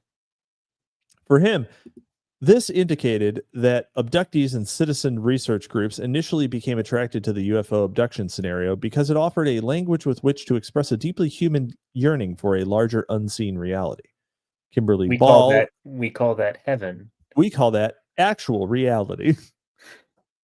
Kimberly Ball is one of a number of commentators who assert that UFOs and alien abduction stories indicate millennial anxieties over and that this would be millennial as in millennialism, not millennial the us. Yeah. Over an anticipated hyper technological future. So seemingly futuristic, it appears alien. The stories told help augment the lack of framework with which to conceive of, yet alone discuss, rapid technological advancements that will inevitably transform society and humanity itself. It turns out people just troon. Christopher Roth, in his 2005 essay, UFOlogy as Anthropology, Race, Extraterrestrials, and the Occult, adeptly demonstrates the shared intellectual roots, belief structures, and discursive practices between UFOlogy and the science, anthropology, religion, and mysticism generally. I believe it's ufology. Ufology? I'm not saying it that way. It's ufology. That doesn't make it. That's not what it should be. It should be UFOlogy. No, nope. I refuse. There's only two O's in ufology. UFOlogy would have three O's. Ufology. Ufology. Ufology. Ufology. Ufology. UFoliage. UFO foliage. Yeah. For him, the crossovers are most salient in relation to the issue of race. Put simply, wrote Roth, Bix nude. Ufology is in one sense all about race and has more to do with terrestrial racial schemes as social and cultural constructs than most UFO believers are aware. Ross argues, Ross? I thought this guy's name was Roth. Yeah, there you go. Ross argues that UFO discourse is nearly inseparable from existing but older anthropological discourses that had legitimized a hierarchical racial and social class order. Well, you see, there's a race of tall, blonde aliens called the Nords, and they are the perfect aliens, and they run everything. And then you have the lizard men, also known as the Dracons, and they live underground, and they're scaly, and they're lizard people, and they run the governments of Earth. And it's all dickheads. They're real dickheads. The aliens resemble anthropologists, zoologists, or entomologists who abduct, examine, tag, and release hapless human specimens back into their natural habitat. And the question that preoccupies ufology, he says, is the role that humans will play in what appears to be the unfolding of an interplanetary, interracial drama. Hopefully not sex lectics, Basil mentioned. I have a very sexy learning disability. I have a very sexy learning disability. Sex, Lexia. Probe the cause. In his detailed tracing of pivotal moments in the evolution of UFO lore, Roth identifies 18th century notions of polygenism, the doctrine or belief that existing human races have evolved from two or more distinct ancestral types, and the attribution of physical variations among humans to biologically distinct races, some superior to others. These so-called scientific truths, in turn, influence the mystical philosophies of Helena Petrova Blavatsky. Actually, I think it's Petrovna, but maybe I'm wrong. Blavatsky and the Theosophical Society in the late 1800s. Theosophy envisions the history of humanity as a highly ordered classification of 7 root races, one for each continent, that represent or are responsible for successive stages of human development. Yeah, but what does Julius Evola have to say about Theosophy? Actually, this joke. Yes, he did not write a book about Theosophy. I was about to say I don't think he wrote a book about Theosophy seriously, but now that I know what you're doing, I will say, I'll tell you exactly what he said. I've read his book on Theosophy. And now you do the other part. There is no book of Theosophy. I made it up. Giga Chad posting back and forth at each other. Yeah, there we go. All right, wonderful. But yes, you don't seem as into that as I am. It was funny. Greatest it's funny. Joke it's a good niche. It's a good niche one. It's almost as good as Nietzsche writes about this. I haven't read him. Have you? No. But Gabe writes about Nietzsche writing about this. Oh man, yeah, Substack when. Let's see. So I'm a huge fan of I'm a Theosophy enjoyer, I will say. Never looked into it. Oh man, it's incredibly important and actually is the dominant framework for understanding religion in the West. In fact. So well, I joined Eastern Orthodoxy, so I don't have to consider that anymore. I mean, no, so the concept of world religions. Mm-hmm. Yeah, that was literally formed at the Parliament of World Religions held at the University of Chicago, organized by the Theosophists at the beginning of the 20th century. That's where the concept was originated, and that's basically how people think of religions as the world religions model. Cringe. Yeah. So it's that's yeah, the Theosophists are incredibly important, and they're not all retarded, like, to be clear. Super cringe. But that is where that came from. They also psyoped atheist Buddhism into existing. So their misinterpretation of the Pali Canon caused them to teach the basically ideological ancestors of Thich Nhat Hanh, who is presently one of the biggest proponents of atheistic Buddhism, and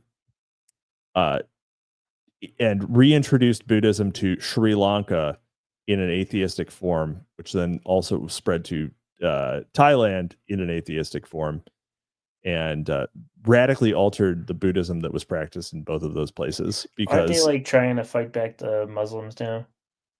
Which ones? The Thai Buddhists, or is it the Burmese Buddhists?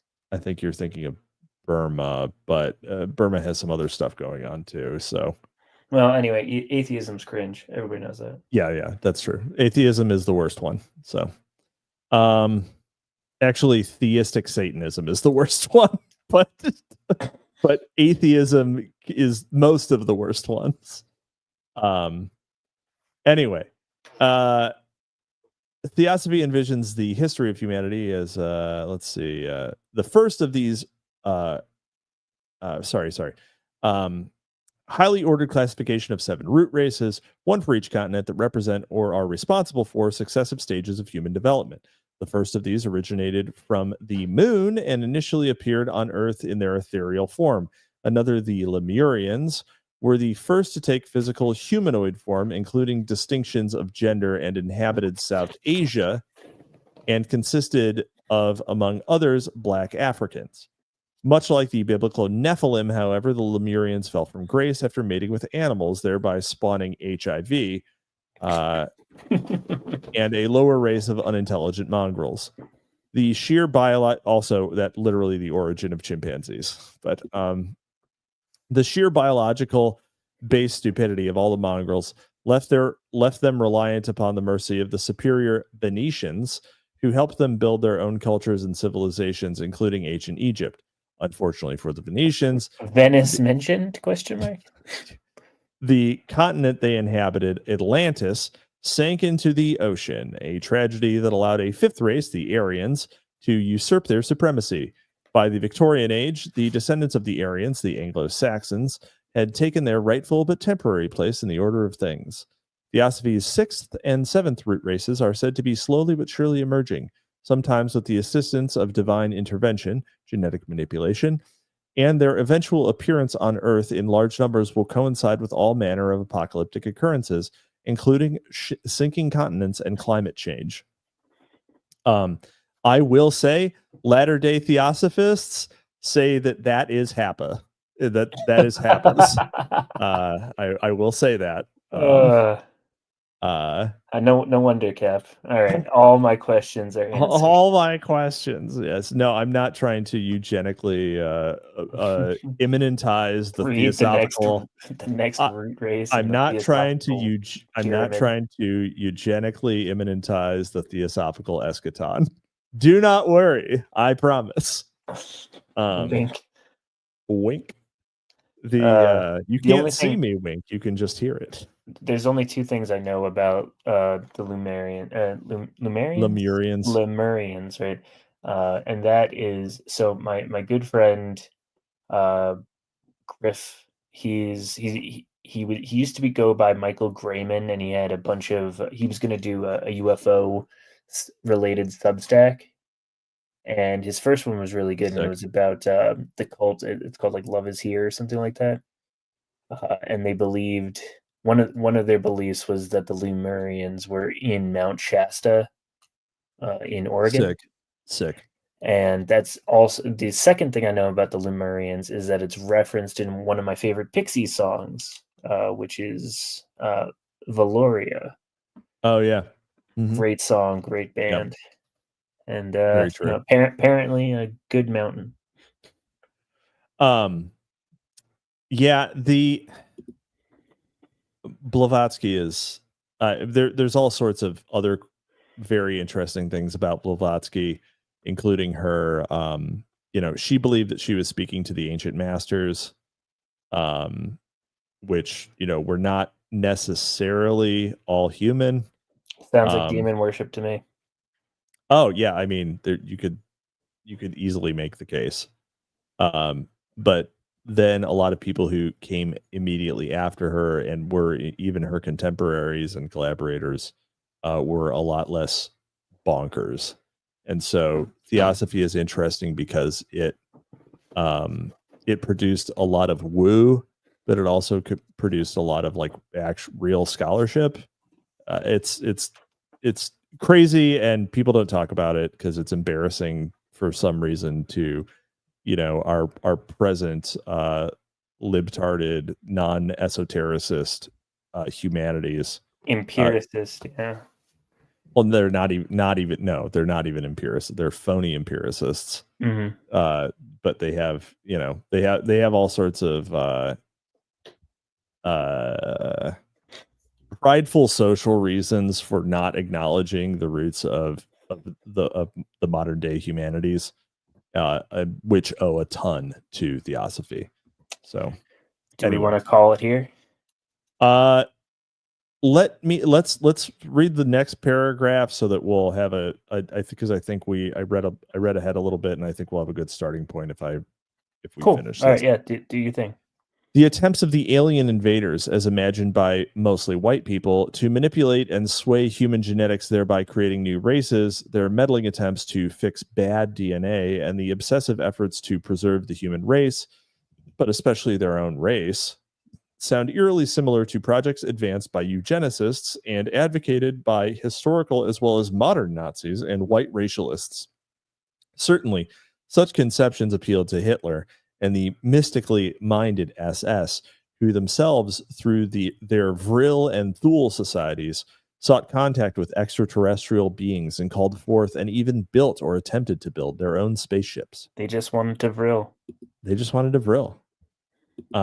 Several influential 1950s era ufologists were either the direct disciples of Blavatsky or had been greatly influenced by her doctrines. Included were prominent faces of the US's pro-Hitler / Nazi party, such as William Dudley Pelley, founder of the Silver Shirt Organization. Roth finds it significant that the 1950s contactee movement was founded by a white supremacist theosophist in the aftermath of the Second World War, and goes on to highlight how previous and current typologies of aliens, Greys, Martians, Nordics, etc., parallel past and current conceptions of race, immigration, and colonialism. Oh yeah, Wendy? Well, then how come the first, the quote-unquote first abduction was done to a mixed-race couple in Virginia? Betty and Barney Hill? Huh? What do you think about that? Answer, Wendy. Answer. What do you think about that? I actually didn't realize they were mixed race. Yeah. Oh man. You gotta, it looks like you've got a double dealer Chan. Wait, are you kidding me? Double dealer Chan is flat chested? Yeah. Sorry. Tookies is stacked. Still winning. Thank you, Owen. She's very nice. You want to put her up? Yeah. Hold on. Yeah. Let me open. So we're gonna call it there, and we'll start next time on the Sonnenrad. In fact, it's gonna be a strong start. So there we go. There's double dealer. Cannon Fodder Chan. Yeah, Cannon Fodder Chan, just dressed like a Viet Cong. Yeah. NVA, come on. Get in the tunnels. Double dealer Chan. Anyway. All right, folks. We appreciate it. Thanks, Owen, for more fan art. I guess you're drawing while you're listening to us. That's fun. That's fun. So anyway, we will see you next week for more of Wendy Painting's Aberration in the Heartland of the Real. In the meantime, don't forget to check out Cannon Fodder. What episodes do you have coming out? We've got today. We released an episode with Grant Brooks from the Old Glory Club on Martin Eden, which is a Jack London deep cut. We've got episodes on The Trial, and next week we have an episode on the Camp of the Saints with Dimes from Blood Satellite. Should be a good time. Check out the channel, buy a magazine, buy one of my books, especially on drone warfare. And good night, America. Yep. Check us out. We have an episode dropping, I believe, tomorrow from the Sidebar. And if not, then certainly by the next time you hear us on Library of Mass Destruction, there will be another Sidebar episode. And you can check me out on Wednesdays with Mike of Pole for Drive Time Movie Night. See you next time. We will not walk in fear one of another. We will not be driven by fear into an age of unreason if we dig deep in our history and our doctrine, and remember that we are not descended from fearful men, not from men who feared to write, to associate, to speak, and to defend the causes that were for the moment unpopular. We must not confuse dissent with disloyalty, Good night.